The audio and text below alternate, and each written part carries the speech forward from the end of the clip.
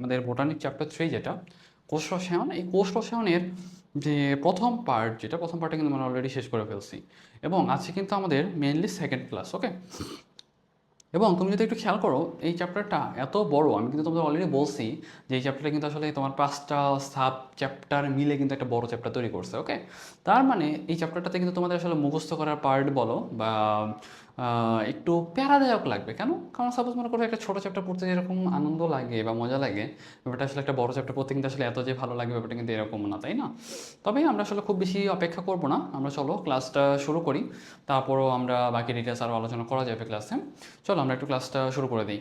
দেখো আমরা কিন্তু লাস্ট দিন পর্যন্ত প্রোটিন পর্যন্ত পড়ছিলাম, তাই না? একটা জিনিস আমরা জানি যে প্রোটিন জিনিসটা কি বলো তো? প্রোটিন জিনিসটা হলো আমাদের অ্যামিনো অ্যাসিড দিয়ে গঠিত একটা যৌগ, তাই তো?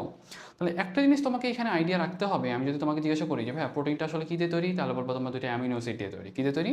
দুইটা, না সাপোজ মনে করো যে প্রোটিনটা কী দিয়ে তৈরি, বলবো অ্যামিনো অ্যাসিড দিয়ে তৈরি। কতগুলো অ্যামিনো অ্যাসিড? তার বলবা যে মানে অনেকগুলো অ্যামিনো অ্যাসিড। অনেকগুলো অ্যামিনো অ্যাসিড বলতে আসলে কি? সেটা হতে পারে 5টা, 10টা, 15টা, 20টা, 50টা, কতগুলা, তাই না?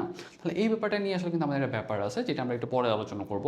কারণ দেখবা কি এখানে কিন্তু আমাদের পলিপেপটাইড, তারপর পেপটাইড চেইন, আনুষঙ্গিক এই রিলেটেড বেশ কিছু ব্যাপার আছে যেগুলো নিয়ে আমাদের কিন্তু বেশ কনসার্নের বিষয়, যেগুলো কিন্তু আমাদের মনে থাকতে চায় না এবং আমরা বুঝে উঠতে পারি না। তবে একটা জিনিস আমাদের একটু জানতে হবে যে আমাদের কিন্তু দুইটা অ্যামিনো অ্যাসিড কী দিয়ে যুক্ত থাকতেছে বলতো? পেপটাইড বন্ড দিয়ে যুক্ত থাকতেছে। কী দিয়ে যুক্ত থাকতেছে? বলবা পেপটাইড বন্ড দিয়ে যুক্ত থাকতেছে। তাহলে আমরা একটু দেখো ক্লাসে চলে যাই এবং বই থেকে একটু দেখার চেষ্টা করি। তুমি একটু খেয়াল করো আমাদের প্রোটিন শব্দটা প্রথম কে প্রয়োগ করেন বলতো? বিজ্ঞানী জি মুল্ডার, উনি প্রয়োগ করেন। কে প্রয়োগ করেন বলবো? তোমার প্রোটিন শব্দটা প্রথম জি মুল্ডার, ইনি কিন্তু প্রয়োগ করেন। এবং তুমি দেখো আমি যদি তোমাকে জিজ্ঞাসা করি যে আমাদের যে প্রোটিন যেটা, প্রোটিনটা অ্যাকচুয়ালি কতগুলো অ্যামিনো অ্যাসিড দিয়ে গঠিত সেটা কিন্তু ডিপেন্ড করতেছে সেই প্রোটিনটা আকার আকৃতি কেমন, সেটা বৈশিষ্ট্য কেমন, সেটা কি একমাত্রিক, দ্বিমাত্রিক, ত্রিমাত্রিক বা প্রাইমারি, সেকেন্ডারি, টার্সিয়ারি স্ট্রাকচারে কি না, এইসবের অনেক কিছুর উপর কিন্তু এটা ডিপেন্ড করতেছে। তবে একটা জিনিস আমি একটু বলতে চাই, দেখো যে আমাদের নর্মালি আমাদের সবচেয়ে ছোট যেটা, সবচেয়ে ছোট যে প্রোটিন যেটা, সেটা হলো আমাদের 51টা অ্যামিনো অ্যাসিড নিয়ে গঠিত, যেটা হলো একটা ইনসুলিন। ওকে, তাহলে এই জিনিসটা তোমাকে একটা জিনিস মনে রাখতে হবে যে আমাদের দুইটা দুইটা অ্যামিনো অ্যাসিডের মাঝে কী বন্ড থাকে, তাহলে বলবো তোমার পেপটাইড বন্ড থাকে। এবং আমি যদি তোমাকে বলি যে আমাদের আশেপাশে এরকম একটা প্রোটিনের নাম বলো যেটা সবচেয়ে কম সংখ্যক অ্যামিনো অ্যাসিড দিয়ে গঠিত, তাহলে বলবা ইনসুলিন যেটা, সেটা সবচেয়ে কম সংখ্যক অ্যামিনো অ্যাসিড দিয়ে গঠিত, যেটা হলো তোমার 51টা অ্যামিনো অ্যাসিড এবং এটা হলো তোমার সবচেয়ে ক্ষুদ্র প্রোটিন। ওকে, তাহলে জিনিসটা তোমাদের একটু আইডিয়া রাখতে হবে। এখন দেখো আমি যদি তোমাকে একটু বলি যে ভাইয়া পেপটাইড বন্ড অ্যাকচুয়ালি জিনিসটা কি, দেখছো এখান থেকে তুমি যদি একটু খেয়াল করো, এটা একটা অ্যামিনো অ্যাসিড, এখানকার যে কার্বক্সিল গ্রুপ ছিল এই কার্বক্সিল গ্রুপের সাথে আরেকটা অ্যামিনো অ্যাসিডের অ্যামিনো গ্রুপ যেটা, সেটা যুক্ত হয়েছে, তাই না? অ্যামিনো গ্রুপে যুক্ত হয়েছে এবং এখানে কিন্তু দেখো এখানে কিন্তু এখনো পানি তৈরি হয়েছে এবং বন্ডটা অ্যাকচুয়ালি তৈরি হয়েছে CONH। তার মানে এই যে একটা বন্ড তৈরি হইলো, এইটাই কিন্তু আমাদের হলো মেইনলি পেপটাইড বন্ড। তার মানে আমি যদি জিজ্ঞাসা করি তোমাকে যে ভাই অ্যামিনো অ্যাসিডের মাঝে কোন বন্ড থাকে, তাহলে বলো পেপটাইড বন্ড থাকে। কোন বন্ড থাকে? পেপটাইড বন্ড থাকে। এখন আমি যদি তোমাকে জিজ্ঞাসা করি, দেখো আমাদের দেহের শুষ্ক ওজনে কত পার্সেন্ট প্রোটিন জানো? আমাদের দেহের শুষ্ক ওজনের অলমোস্ট 50% কিন্তু প্রোটিন। এই জিনিসটা তোমাকে আইডিয়া রাখতে হবে। তাহলে দেখো যেটা বলতেছিলাম যে আমাদের জীবদেহে জীবদেহে অ্যাকচুয়ালি শুষ্ক ওজনে কত পার্সেন্ট প্রোটিন বলো তো? জীবদেহে শুষ্ক ওজনে 50% প্রোটিন। কত পার্সেন্ট প্রোটিন? 50% প্রোটিন। এখন এই পার্টটা তোমরা একবার রিডিং দিবা, এটা কেন রিডিং দিবা এই ব্যাপারটা তোমাদের একটু বলি। আমাদের একটা কার্বক্সিল গ্রুপ এবং একটা অ্যামিনো গ্রুপ কিন্তু আলফা অ্যামিনো অ্যাসিডের সাথে যুক্ত হয়ে একটা অ্যামাইড বন্ড তৈরি করে, তাই না? আমি তোমাকে একটা ব্যাপার বলি, দেখো এই যে আমাদের কিন্তু এই যে আমাদের প্রথম যে অ্যামিনো অ্যাসিডটা ছিল, এই অ্যামিনো অ্যাসিডের সাথে এই যে অ্যামিনো অ্যাসিড যেটা, সেই অ্যামিনো অ্যাসিডের সাথে কিন্তু আরেকটা অ্যামিনো অ্যাসিডের তোমার একসাথে যখন যুক্ত হয়েছে, কোন বন্ড তৈরি করছে? পেপটাইড বন্ড তৈরি করছে। এবং এই যে পেপটাইড বন্ডের যে স্ট্রাকচারটা দেখতেছো, এটা কিন্তু একটা অ্যামাইডের সংকেত। কিসের সংকেত? এটা কিন্তু একটা অ্যামাইডের সংকেত। তার মানে তোমাকে এটা মনে রাখতে হবে আমাদের অ্যামাইডের সংকেতটা কি, তাহলে বলো তোমার CONH। এবং এই যে আমাদের যে পেপটাইড বন্ড যেটা, সেটা আসলে কোন ধরনের যৌগ? একটা কিন্তু একটা অ্যামাইড যৌগ।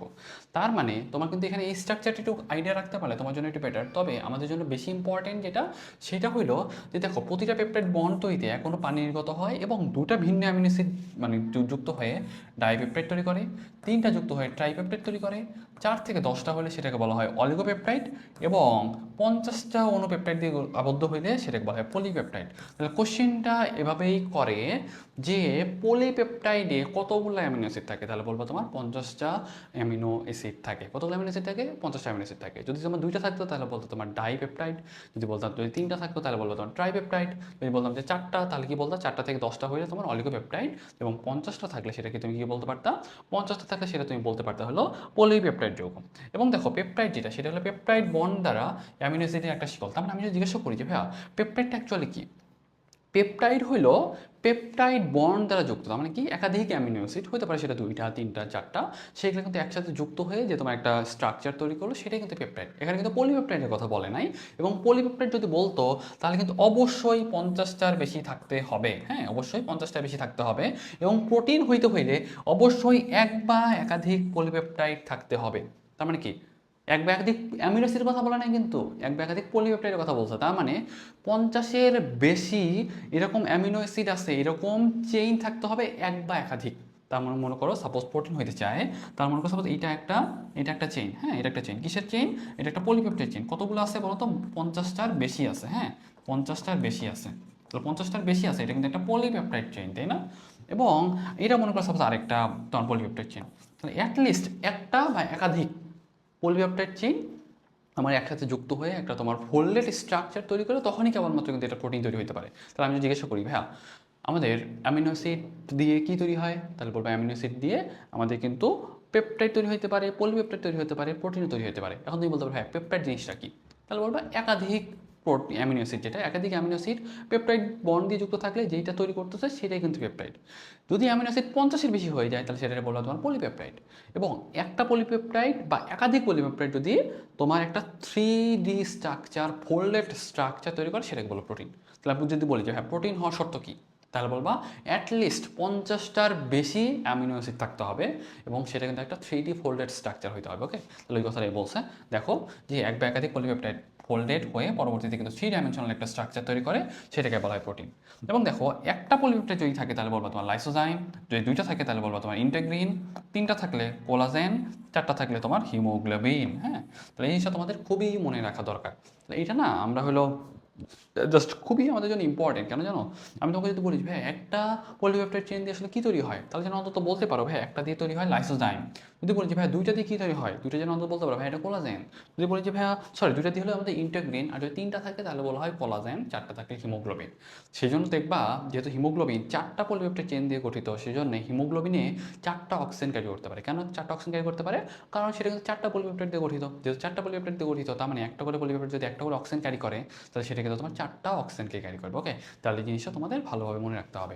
একটু সামনের দিকে চলে আসো, যে জিনিসটা আমি বলতেছিলাম এখান থেকে একটা জিনিস একটু আইডিয়া রাখতে হবে। দেখো এখান থেকে অনেক অনেক অনেক অনেক ডিটেলস, তবে আমাদের জন্য কিন্তু লেস ইম্পর্টেন্ট। তবে একটা জিনিস মনে রাখতে হবে, সংশ্লেষ হয় কোথায় মনে রাখবা, রাইবোজোম কিন্তু প্রোটিন ফ্যাক্টরি হিসেবে কাজ করে। সেহেতু প্রোটিন সংশ্লেষ হয় কোথায়, তাহলে বলবা রাইবোজোমে। কোথায়? রাইবোজোমে।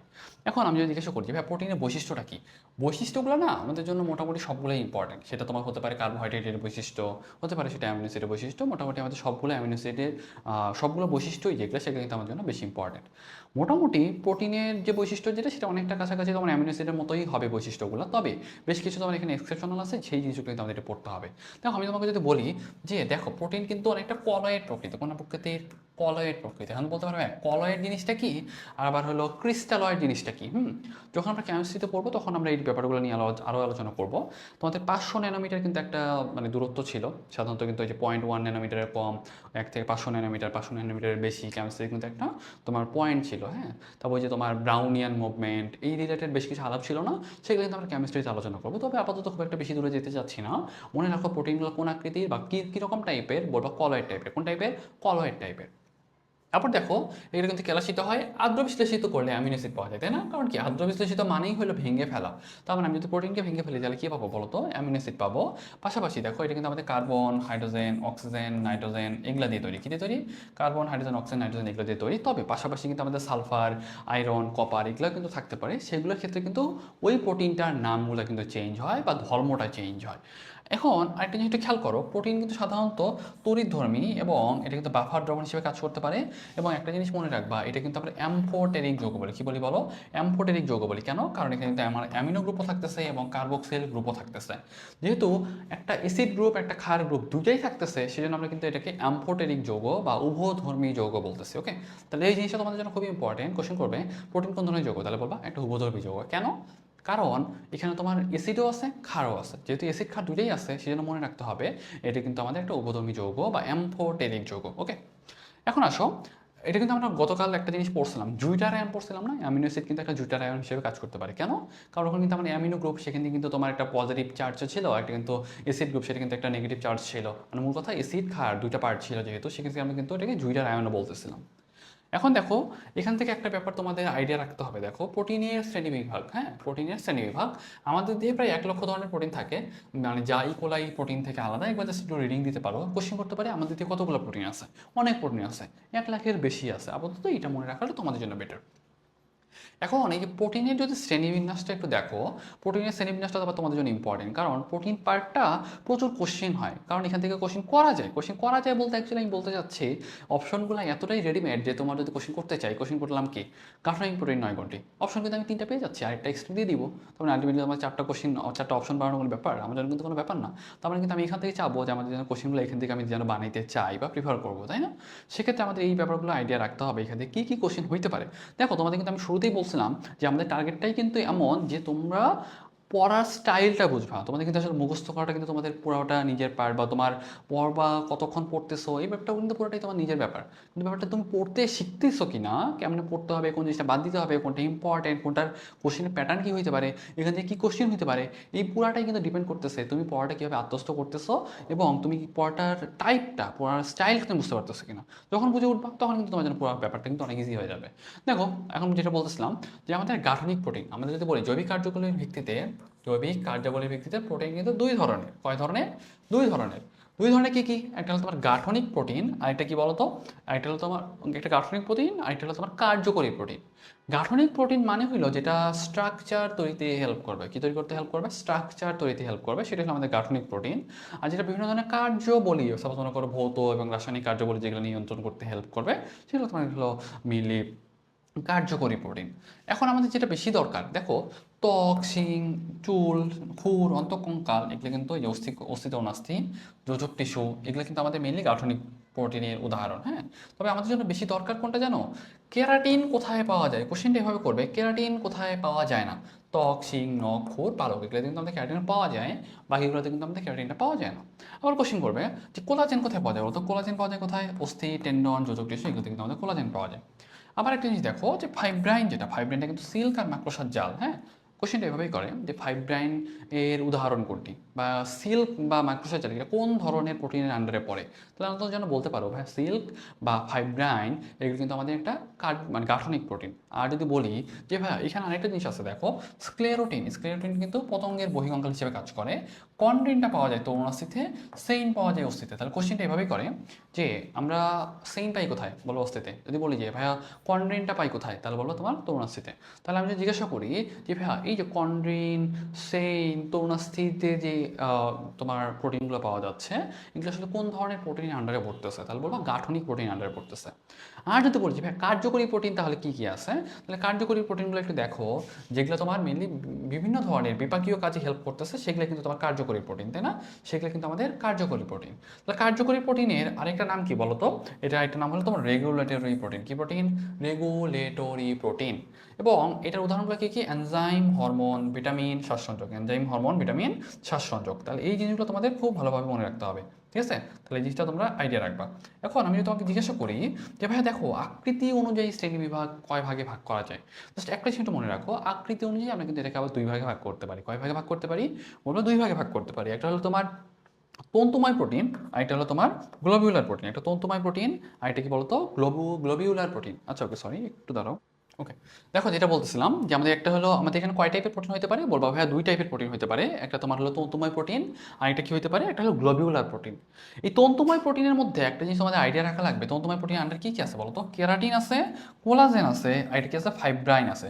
তাহলে আমাদের এখান থেকে আসলে দরকারটা কি? দরকারটা হলো আমাদের উদাহরণ। তো কোশ্চেনটা এইভাবেই করে, তন্তুময় প্রোটিনের উদাহরণ কোনটি? তাহলে অন্তত যেন বলতে পারো যে ভাই তন্তুময় প্রোটিনের উদাহরণের মধ্যে আছে কেরাটিন, কোলাজেন আর ফাইব্রাইন।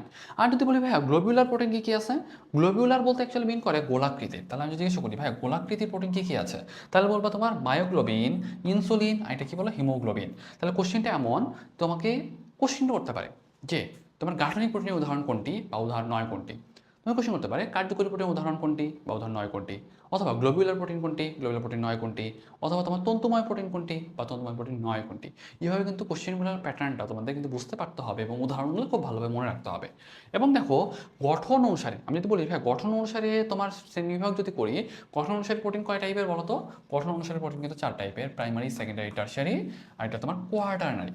এখন আমি বলতে পারবো হ্যাঁ প্রাইমারি বলতে অ্যাকচুয়ালি কী মিন করতেছে, সেকেন্ডারি বলতে কী বলতেছে, টারশারি বা কোয়াটারনারি বলতেই বা কী বলতেছে, এই জিনিসটা আমাদের একটু বোঝা দরকার। একটু খেয়াল করো প্রাথমিক স্ট্রাকচার যেটা, প্রাথমিক স্ট্রাকচারটা কিন্তু এরকম লম্বা টাইপের, তাই না? প্রাথমিক স্ট্রাকচারটা একটু খেয়াল করো, এটা কিন্তু একবার লম্বা টাইপের, একবার সিম্পল একটা তোমার যে পলিপেপটাইড চেইনের মতো যেটা, সেটা কিন্তু আমাদের একটা প্রাথমিক স্ট্রাকচার। কিন্তু দেখো সেকেন্ডারি স্ট্রাকচার যেটা, সেটা কিন্তু একটু জাস্ট হালকা হলেও কিছুটা পেঁচানো, তাই না? এই দেখো তো একটু পেঁচানো একটা স্ট্রাকচার।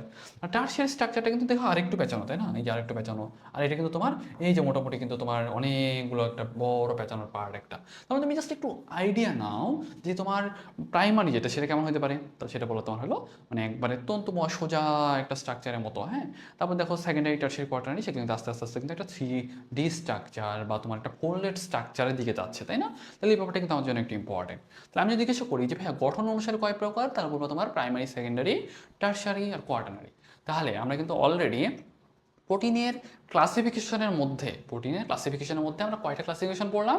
তাহলে 3টা ক্লাসিফিকেশন পড়লাম। একটা তোমার জৈবিক কার্যাবলীর ভিত্তিতে, আর একটা তোমার হলো আকৃতি অনুযায়ী, আরেকটা কি বলো গঠন অনুযায়ী। তার মানে কোশ্চেনটা এভাবেই করে, গঠন অনুযায়ী প্রোটিনের শ্রেণীবিভাগ নয় কোনটি, বা তোমার হলো কার্যকরী প্রোটিনের উদাহরণ নয় কোনটি, বা তোমার গ্লোবুলার প্রোটিনের উদাহরণ নয় কোনটি। এভাবে কিন্তু কোশ্চেনগুলো করে সাধারণত। এই টাইপের ইজি কোশ্চেনগুলো যদি ভুল করে আসো তাহলে কিন্তু তুমি একটা বড়সড় ধরা খেয়ে যাবে, ওকে? তাহলে তোমাকে এটা ইনশিওর করতে হবে তুমি এই জায়গাটা খুব ভালোভাবে পারো।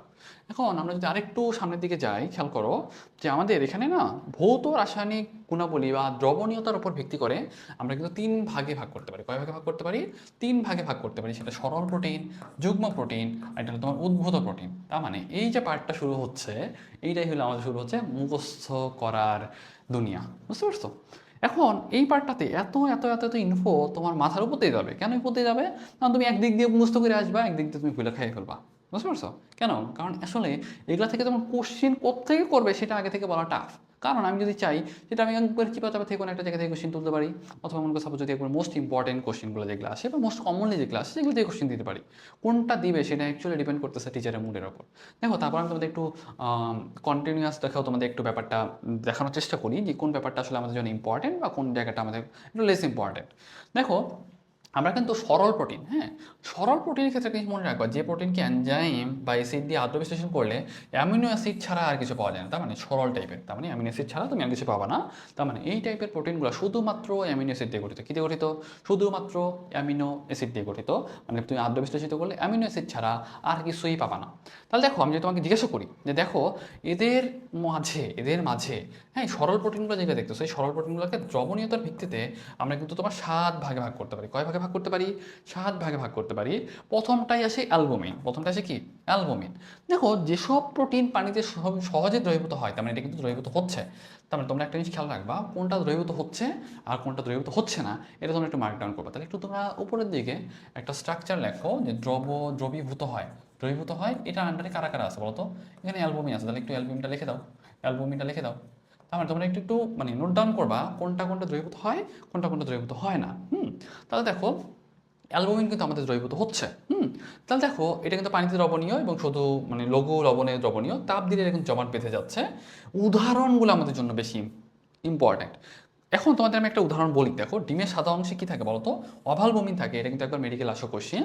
অথবা ডিমের কুসুমে কী থাকে, মানে তোমার অভাল গ্লোবিউলিন থাকে, এটা কিন্তু মেডিকেল আসো কোশ্চেন। তার মূল কথা এই যে ডিম রিলেটেড যে ব্যাপারটা ছিল, যেটা এটা কিন্তু অনেকবার আসছে। তার মানে এই না যে এগুলো আসতে পারে না। দেখো সিম্বিজে লিগুমিলিন এটা কিন্তু আসতে পারে, কারণ পরীক্ষায় তোমাদের দেখবে এই কোচিংয়ে যে পরীক্ষাগুলো হবে তখন দেখো যে লিগুমিলিন, তারপর দেখো যে তোমার এখানে একটা দেখো গম্বিজে লিউকোসিন, তারপর দেখো দুধে ল্যাকটালবুমিন, এগুলো কিন্তু তোমাদের জন্য মোস্ট ইম্পর্টেন্ট। হ্যাঁ, এগুলো কিন্তু মাঝে মধ্যেই ঘুরাই ফিরাই কোশ্চেন করে। কোশ্চেনে কীভাবে করবে সেটা তোমাদের একটু আইডিয়া রাখা দরকার। কোশ্চেন করবে যে কোনটা অ্যালবুমিনের উদাহরণ নয়, কোনটি অ্যালবুমিনের উদাহরণ নয়। তাহলে কিন্তু এভাবে বলতে পারে যে গম্বিজে লিউকোসিন, তারপর দেখো তোমার সিমে লিগুমেলিন, তাই না? দেখো সিমবেজে লিগুমেলিন, গমে তোমার হলো লিউকোসিন, এগুলো কিন্তু তোমার অ্যালবুমিনের উদাহরণ। কোনো একটা চেঞ্জ করে দিবে। অথবা কোশ্চেন করতে পারে গমের অ্যালবুমিনটার নাম কি, গমের অ্যালবুমিনটার নাম কি? যে লিউকোসিনের জন্য অন্তত বলতে পারো, হ্যাঁ গমে কি লিউকোসিন, সিমবেজে কি, সিমবেজের অ্যালবুমিনটার নাম কি লিগুমেলিন, এটা যেন অন্তত বলতে পারো। তাহলে তোমাকে কিন্তু কোশ্চেনের প্যাটার্নটা বুঝতে পারতে হবে। এবং দেখো আমরা এখানে কি বলছে, দুধে ল্যাকটালবুমিন। আমরা জানি ল্যাকটোজেন কথাটা দুধের সাথে রিলেটেড, দুধে অ্যালবুমিন থাকে, সেই অ্যালবুমিনটার নাম কি হবে? তাহলে বলবো তোমার ল্যাকটালবুমিন, এই কথাটাই বলছে। ওকে, পাশাপাশি দেখো এই যে আমাদের দুইটা জিনিস একটু মুখস্থ করতে হচ্ছে, যে গম বীজে লিউকোসিন থাকে, সিম বীজে লিউকোমিলিন থাকে, আর মাংসপেশিতে তো মায়ো অ্যালবুমিন। মাংসপেশি, মাংস মানে কি? মায়ো মানে মাসেল, মায়ো মানে কি? মাসেল। তার মানে মাংসপেশিতে যে অ্যালবুমিন থাকবে সেটা কি বলবো? মায়ো অ্যালবুমিন বলবো। কি বলবো? মায়ো অ্যালবুমিন বলবো। তাহলে এই জিনিসটা তোমাদের আইডিয়া রাখতে হবে। একটু সামনে চলে আসো।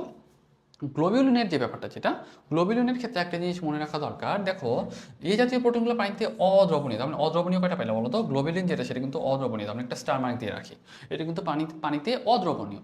এবং লঘু দ্রবণীয়, এটা আমাদের জন্য খুব একটা লাগে না, আমাদের দরকার হলো বেশি ইম্পর্টেন্ট উদাহরণগুলো। তাহলে দেখো আমি যদি বলি ডিমের কুসুমে কি থাকে বলো তো? তাহলে বলো তো গ্লোবিউলিন থাকে। অ্যালবুমিন নাকি গ্লোবিউলিন? বলবো হ্যাঁ, ডিমের কুসুমে থাকে আমাদের গ্লোবিউলিন। কি থাকে? গ্লোবিউলিন থাকে। এবং মাংসপেশিতে কিন্তু আমাদের গ্লোবিউলিন থাকে। মাংসপেশির গ্লোবিউলিনটা কি বলবা? মায়োসিন গ্লোবিউলিন বলবা। পাশাপাশি দেখো এখান থেকে আমাদের যেটা দরকার, শন পার্তুলা ইন্ডাস্ট্রিন থাকে, এবং মোটর বীজে লেগুলিন থাকে, চীনাবাদামে অ্যারাচিন থাকে, আলুতে টিউবেরিন থাকে। দেখো আলু মানে কি? আলু একটা টিউবারের উদাহরণ না? আলু একটা টিউবারের উদাহরণ, তার মানে টিউবেরিন এটা কি? টিউবেরিনটা কিন্তু একটা গ্লোবিউলিন, কোথায় থাকে? আলুতে থাকে। তারপর দেখো চীনাবাদাম, দেখো চীনাবাদাম অ্যারাচিন, তার মানে চীনাবাদামে কি থাকে? অ্যারাচিন থাকে। এটা কি? এটা কিন্তু একটা তোমার গ্লোবিউলিন। পাশাপাশি মোটর বীজে লেগুলিন থাকে, এটা একটু কষ্ট করে মনে রাখো। মোটর বীজে কি থাকে? লেগুলিন থাকে। এবং শন পার্তুলা অ্যান্ডাস্টিন থাকে। এগুলো সবগুলো কার উদাহরণ? এগুলো কিন্তু গ্লোবিউলিনের উদাহরণ। ঝামেলাটা বাদে কোথায় জানো? কোশ্চিনটা যখনই করে যে তোমার গম বীজের অ্যালবুমিনের নাম কি, তখন তুমি একটা ঝামেলায় পড়বা। তোমার বলবে যে তোমার হলো লিগুমিলিন, এটা আবার এটা কি অ্যালবুমিন নাকি গ্লোবিউলিন নাকি তোমার অন্য কিছু, এই টাইপের একটা কোশ্চেন করতে পারে। তার মানে তোমার কিন্তু এই উদাহরণগুলো একটু কষ্ট করে হইলেও তোমার একটু মনে রাখার চেষ্টা করতে হবে, বা একটু আয়ত্ত করার চেষ্টা করতে হবে। ওকে, তাহলে দেখো তুমি অনেক সেফ জোনে থাকবা। দেখো আমি যদি তোমাকে জিজ্ঞাসা করি পরেরটা আসো, গ্লুটেনিন, তার মানে এটা কিন্তু পানি আর লবণে অদ্রবণীয়, তার মানে অদ্রবণীয় আরেকটা পাইলাম, তাই না? অদ্রবণীয় আরেকটা পাইলাম, তার মানে গ্লোবিউলিন, গ্লুটেলিন এগুলো কিন্তু পানিতে অদ্রবণীয়। শস্য দানায় এই জাতীয় প্রোটিন বেশি থাকে। তাহলে আমি জিজ্ঞাসা করি যে তোমার গ্লুটেনিন কোথায় বেশি থাকে? তাহলে বলো শস্য দানায় বেশি থাকে। গ্লুটেনিনটা এই যে দেখো গমের গ্লুটেনিনটা কিসের উদাহরণ? তাহলে বলবো গ্লুটেলিনের উদাহরণ। এবং চালের অরাইজেনিন, এটা কার উদাহরণ? এটাও কিন্তু গ্লুটেলিনের উদাহরণ। তাহলে কোশ্চেন করবে চালের গ্লুটেলিনের নাম কি? তাহলে যেন অন্তত বলতে পারো ভাই অরাইজেনিন। এটা মনে রাখবো কেমনে? দেখো আমরা অরাইজা সেটিভা পড়ছি না? অরাইজা সেটিভা, তার মানে তোমার চালের যে তোমার গ্লুটালিন সেটার নাম কী হবে বলতো? অরাইজেনিন হবে। কী হবে? অরাইজেনিন হবে। এবং পাশাপাশি দেখো যে গমের যে গ্লুটেলিনের নাম কি? গমের গ্লুটেলিনের নাম হলো গ্লুটেনিন। তাহলে এই জিনিসটার জন্য তোমাদের আইডিয়া থাকে। দেখো প্রোলামিনটা কি? প্রোলামিনটা হইলো, দেখো এটা কিন্তু তোমার মানে পানি আর অ্যাবসোলিউট ইথানল অদ্রবণীয়, তার মানে এটাও কিন্তু অদ্রবণীয়, তাই না? এটা কিন্তু অদ্রবণীয়। তাহলে আমি যদি বলি যে ভাইয়া প্রোলামিনকে যদি আমি হাইড্রোলাইসিস করি, দেখো প্রোলামিন এর নামের ভিতরে কিন্তু অ্যান্সার দেওয়া আছে। প্রোলামিনকে আমি ভাঙতে চাচ্ছি, তাহলে এখানে তুমি মাঝামাঝি ভেঙে দাও। তাহলে প্রোলাটা আসছে প্রোলিন থেকে, আর এই যে অ্যামিন এটা কিন্তু অ্যামোনিয়া। ওকে, তাহলে আমি জিজ্ঞাসা করি যে ভাই প্রোলামিনকে ভাঙলে আমরা কী পাবো? প্রোলিন পাবো আর অ্যামোনিয়া পাবো। উদাহরণ কি বলো? ভুট্টার জেইন, আর গমরাইয়ের গ্লিয়াডিন, আর জববালি হার্ডিন, এগুলো কিন্তু আমাদের প্রোলামিনের উদাহরণ। তাহলে কোশ্চিনগুলো দেখো, এখান থেকে কিন্তু অনেক অনেক অনেক অনেক কোশ্চিন হইতে পারে এবং প্রতিবারই আসে। কোশ্চিনও করবে ডিমে সাদা অংশে কী থাকে? অ্যালবুমিন না গ্লোবিউলিন? বললে অ্যালবুমিন। তাহলে তারপরে কোশ্চেন করতে পারে যে সিমের অ্যালবুমিনের নাম কি? অথবা তারা বলতে পারে যে ভাইয়া মানে চীনাবাদামে যেটা পাওয়া যায় সেটার নাম কি? অ্যারাচিন। তুমি চীনাবাদামে অ্যারাচিন পাওয়া যায় এটা মুখস্থ করলা, কিন্তু অ্যারাচিনটা এটা কি তোমার হলো অ্যালবুমিন নাকি গ্লোবিউলিন নাকি কি? এটা তুমি কিছুই মনে রাখলে না, তাহলে কিন্তু ধরা খেয়ে যাবা। তাহলে অন্তত যেন মনে থাকে যে ভাই অ্যারাচিন যেটা সেটা কিন্তু একটা গ্লোবিউলিন। তারপর দেখো আবার যদি বলি যে ভাই অরাইজেনিনটা কি? অরাইজেনিনটা যে গ্লুটেলিনের উদাহরণ, এটা যেন তোমার আইডিয়া থাকে। ওকে, তাহলে এই জিনিসগুলো তোমাদের খুব ভালোভাবে মনে রাখতে হবে, কোনোভাবেই যেন ভুল না হয়, এইটুকু অন্তত তোমাকে ইনশিওর করতে পারতে হবে। ওকে, তাহলে জিনিসটা তোমাদের আই থিঙ্ক অন্তত ক্লিয়ার। পাশাপাশি দেখো এখান থেকে আমাদের আর কিছু দরকার নাই। সামনে আসো হিস্টোনটা কিন্তু পানিতে দ্রবণীয়, তার মানে আমরা কিন্তু পানিতে দ্রবণীয় পাইলাম কয়টা বলো তো? দুইটা পাইলাম। তাহলে প্রথমটা অ্যালবুমিন যেটা সেটা পানিতে দ্রবণীয় হইতো, এবং হিস্টোন যেটা সেটাও কিন্তু পানিতে দ্রবণীয় হইতো, তাই না? এবং মনে রাখবা এদের মধ্যে কিন্তু ক্ষারীয় অ্যামিনো অ্যাসিডের মানে ক্ষারীয় অ্যামিনো অ্যাসিড বলতে অ্যাকচুয়ালি আর্জিনিন আর লাইসিন থাকে। তাহলে কোশ্চেনটা করবে হিস্টোনে কোন অ্যামিনো অ্যাসিড বিদ্যমান থাকে? তাহলে হিস্টোনে কোন অ্যামিনো অ্যাসিড বিদ্যমান থাকে?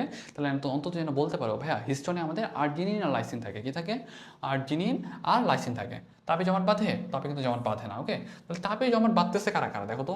তাপে জমাট বাঁধতেছে শুধুমাত্র মনে হয় একটু আগে যেটা পড়লাম, এটা কিন্তু আমাদের তাপে জমাট, দেখো সবগুলো কিন্তু তাপে জমাট বাঁধে না, তাহলে দেখো এই যে এটা কিন্তু তাপে জমাট বাঁধতেছে না। তারপর দেখো এটাও কিন্তু তাপে জমাট বাঁধতেছে না। তাহলে তাপে জমাট বাঁধতেছে কে? দেখো তো একটু খেয়াল করো তো, তাপে জমাট বাঁধে কে? তাপে জমাট বাঁধে কে? অ্যালবুমিন যেটা, এইটা হলো তোমার তাপে জমাট বাঁধে। কেন বলো তো? এটা তুমি মনে রাখবা কেমনে? তোমার কি মনে পড়ে যে তুমি যদি একটু খেয়াল করো, ডিমে যখন তুমি ডিম মানে ভাজি করো বা পোস্ট করো, দেখবে কি সাদা পাটটা তোমার জমাট বেঁধে যায় কেন? দেখো না, এই যে যখন আমরা হলো ডিম সিদ্ধ খাই, হ্যাঁ, তোমার হলো ভিতরে কিন্তু ওই যে সাদা পাটটা জমাট বেঁধে গেছে কেন? কারণ এটা অ্যালবুমিন, অ্যালবুমিন কিন্তু তাপে জমাট বেঁধে যায়। কারণ তুমি খেয়াল করো তো, গ্লোবিলিন, গ্লোবিলিন কি জমাট বাঁধে? গ্লোবিলিন কি জমাট বাঁধে? এটা তুমি খেয়াল করো তো, গ্লোবিউলিন, গ্লোবিউলিন কিন্তু জমাট বাঁধে। তার মানে তুমি কি একটা জিনিস বুঝতে পারতেছো? ডিমের মাঝে, ডিমের সাদা অংশে থাকে অ্যালবুমিন, আর কুসুমে থাকে গ্লোবিউলিন। তোমার ডিমের কুসুমও জমাট বাঁধে এবং ডিমের সাদা অংশও জমাট বাঁধে। তার মানে অ্যাকচুয়ালি মনে রাখবা কোনটা কোনটা জমাট বাঁধে, অ্যালবুমিন আর গ্লোবিউলিন। তার মানে ডিম দিয়ে মনে রাখলে কিন্তু তোমার মনে থাকতেছে যে ডিমের সাদা অংশে থাকতেছে অ্যালবুমিন এবং কুসুমে থাকতেছে গ্লোবিউলিন। তার মানে অ্যালবুমিন গ্লোবিউলিন দুইটাই কিন্তু জমাট বাঁধে। ওকে, তাহলে নিশ্চয় তোমাদের আইডিয়া রাখবা। বাকিগুলো কি জমাট বাঁধতেছে? যেমন তোমার হলো গ্লুটেনিনটা কিন্তু জমাট বাঁধে না, পোলামিনটাও জমাট বাঁধে না। তারপর দেখো যে তোমার হিস্টোন যেটা, সেটাও কিন্তু তোমার জমাট বাঁধে না। তার মানে আমি জিজ্ঞাসা করি এখন পর্যন্ত জমাট বাঁধলো কে কে? তোমরা একটু লেখো, এই কথাটা একটু লিখে নাও। জমাট বাঁধলো কে কে? তাহলে বলবে অ্যালবুমিন আর গ্লোবিউলিন। মনে রাখবা কি দিয়ে? ডিম দিয়ে। আর যদি বলি যে কারা কারা পানিতে দ্রবণীয় বলো তো? অ্যালবুমিনটা পানিতে দ্রবণীয়, আর কি দ্রবণীয়? এই যে তোমার প্রোটামিনের কথা বললাম, সরি হিস্টোনের কথা বললাম, যেটা হিস্টোনটাও কিন্তু পানিতে দ্রবণীয়। ওকে, হিস্টোনটা কিন্তু পানিতে দ্রবণীয়। তার মানে আমি যদি জিজ্ঞাসা করি যে হিস্টোনের একটা উদাহরণের কথা বলো, তাহলে বলবো ভাই নিউক্লিয় হিস্টোন। তার মানে নিউক্লিয়াসে যে হিস্টোনটা পাওয়া যায় সেটা কিন্তু একটা তোমার হিস্টোনের উদাহরণ, বা নিউক্লিয় হিস্টোন যেটা, দেখো নিউক্লিয় হিস্টোন যেটা, সেটা কিন্তু একটা হিস্টোনের উদাহরণ। এখন আসো আমরা প্রোটামিনটাতে দেখি। দেখো প্রোটো মানে কি বলতো? এই যে তোমার প্রোটোজুওলজি, মানে অনেক ছোট আকার আকৃতির একটা রিলেটেড কথাবার্তা, তাই না? প্রোটো মানে আদি, আদি জিনিস মানে কি? ছোট। তার মানে প্রোটোজুওলজি বা প্রোটামিন, এই কথাটা মনে রাখবো, সবচেয়ে ক্ষুদ্র প্রোটিন, সবচেয়ে ক্ষুদ্র প্রোটিন। তার মানে প্রো মানে আদি, প্রো মানে কি? আদি। এবং মনে রাখবা প্রোটামিন যেহেতু, তো আমরা এটা কিন্তু আসলে ক্ষুদ্র মিন করতেছে। কি মিন করতেছে? ক্ষুদ্র মিন করতেছে। এবং দেখো প্রোটামিনগুলো পানি, লঘু অ্যাসিড, অ্যামোনিয়াম হাইড্রোক্সাইডে দ্রবণীয়, এটা অত কিছু লাগে না। তবে আমাদের যেখানে যেটা দরকার, যে আমাদের উদাহরণটা দরকার, যেমন স্যামন মাছের সালমিন, এটা কিন্তু একটা প্রোটামিনের উদাহরণ। এবং প্রোটামিনে সালফার, টাইরোসিন, ট্রিপ্টোফ্যান থাকে না। তাহলে কোশ্চিন করতে পারে তোমার হলো প্রোটামিনে কোনটা থাকে? তাহলে বলবা ভাই প্রোটামিনে আর্জিনিন থাকে, এগুলা কিন্তু থাকে না। কোশ্চেনগুলার এইভাবেই প্যাটার্নটা রেডি করে। প্রতিবার যেরকম কোশ্চেন দিয়ে আসতেছে, এই সেম টাইপের মানে কোশ্চেন কিন্তু তোমাদের যে প্রতিবারই দিবে ব্যাপারটা কিন্তু এরকম না।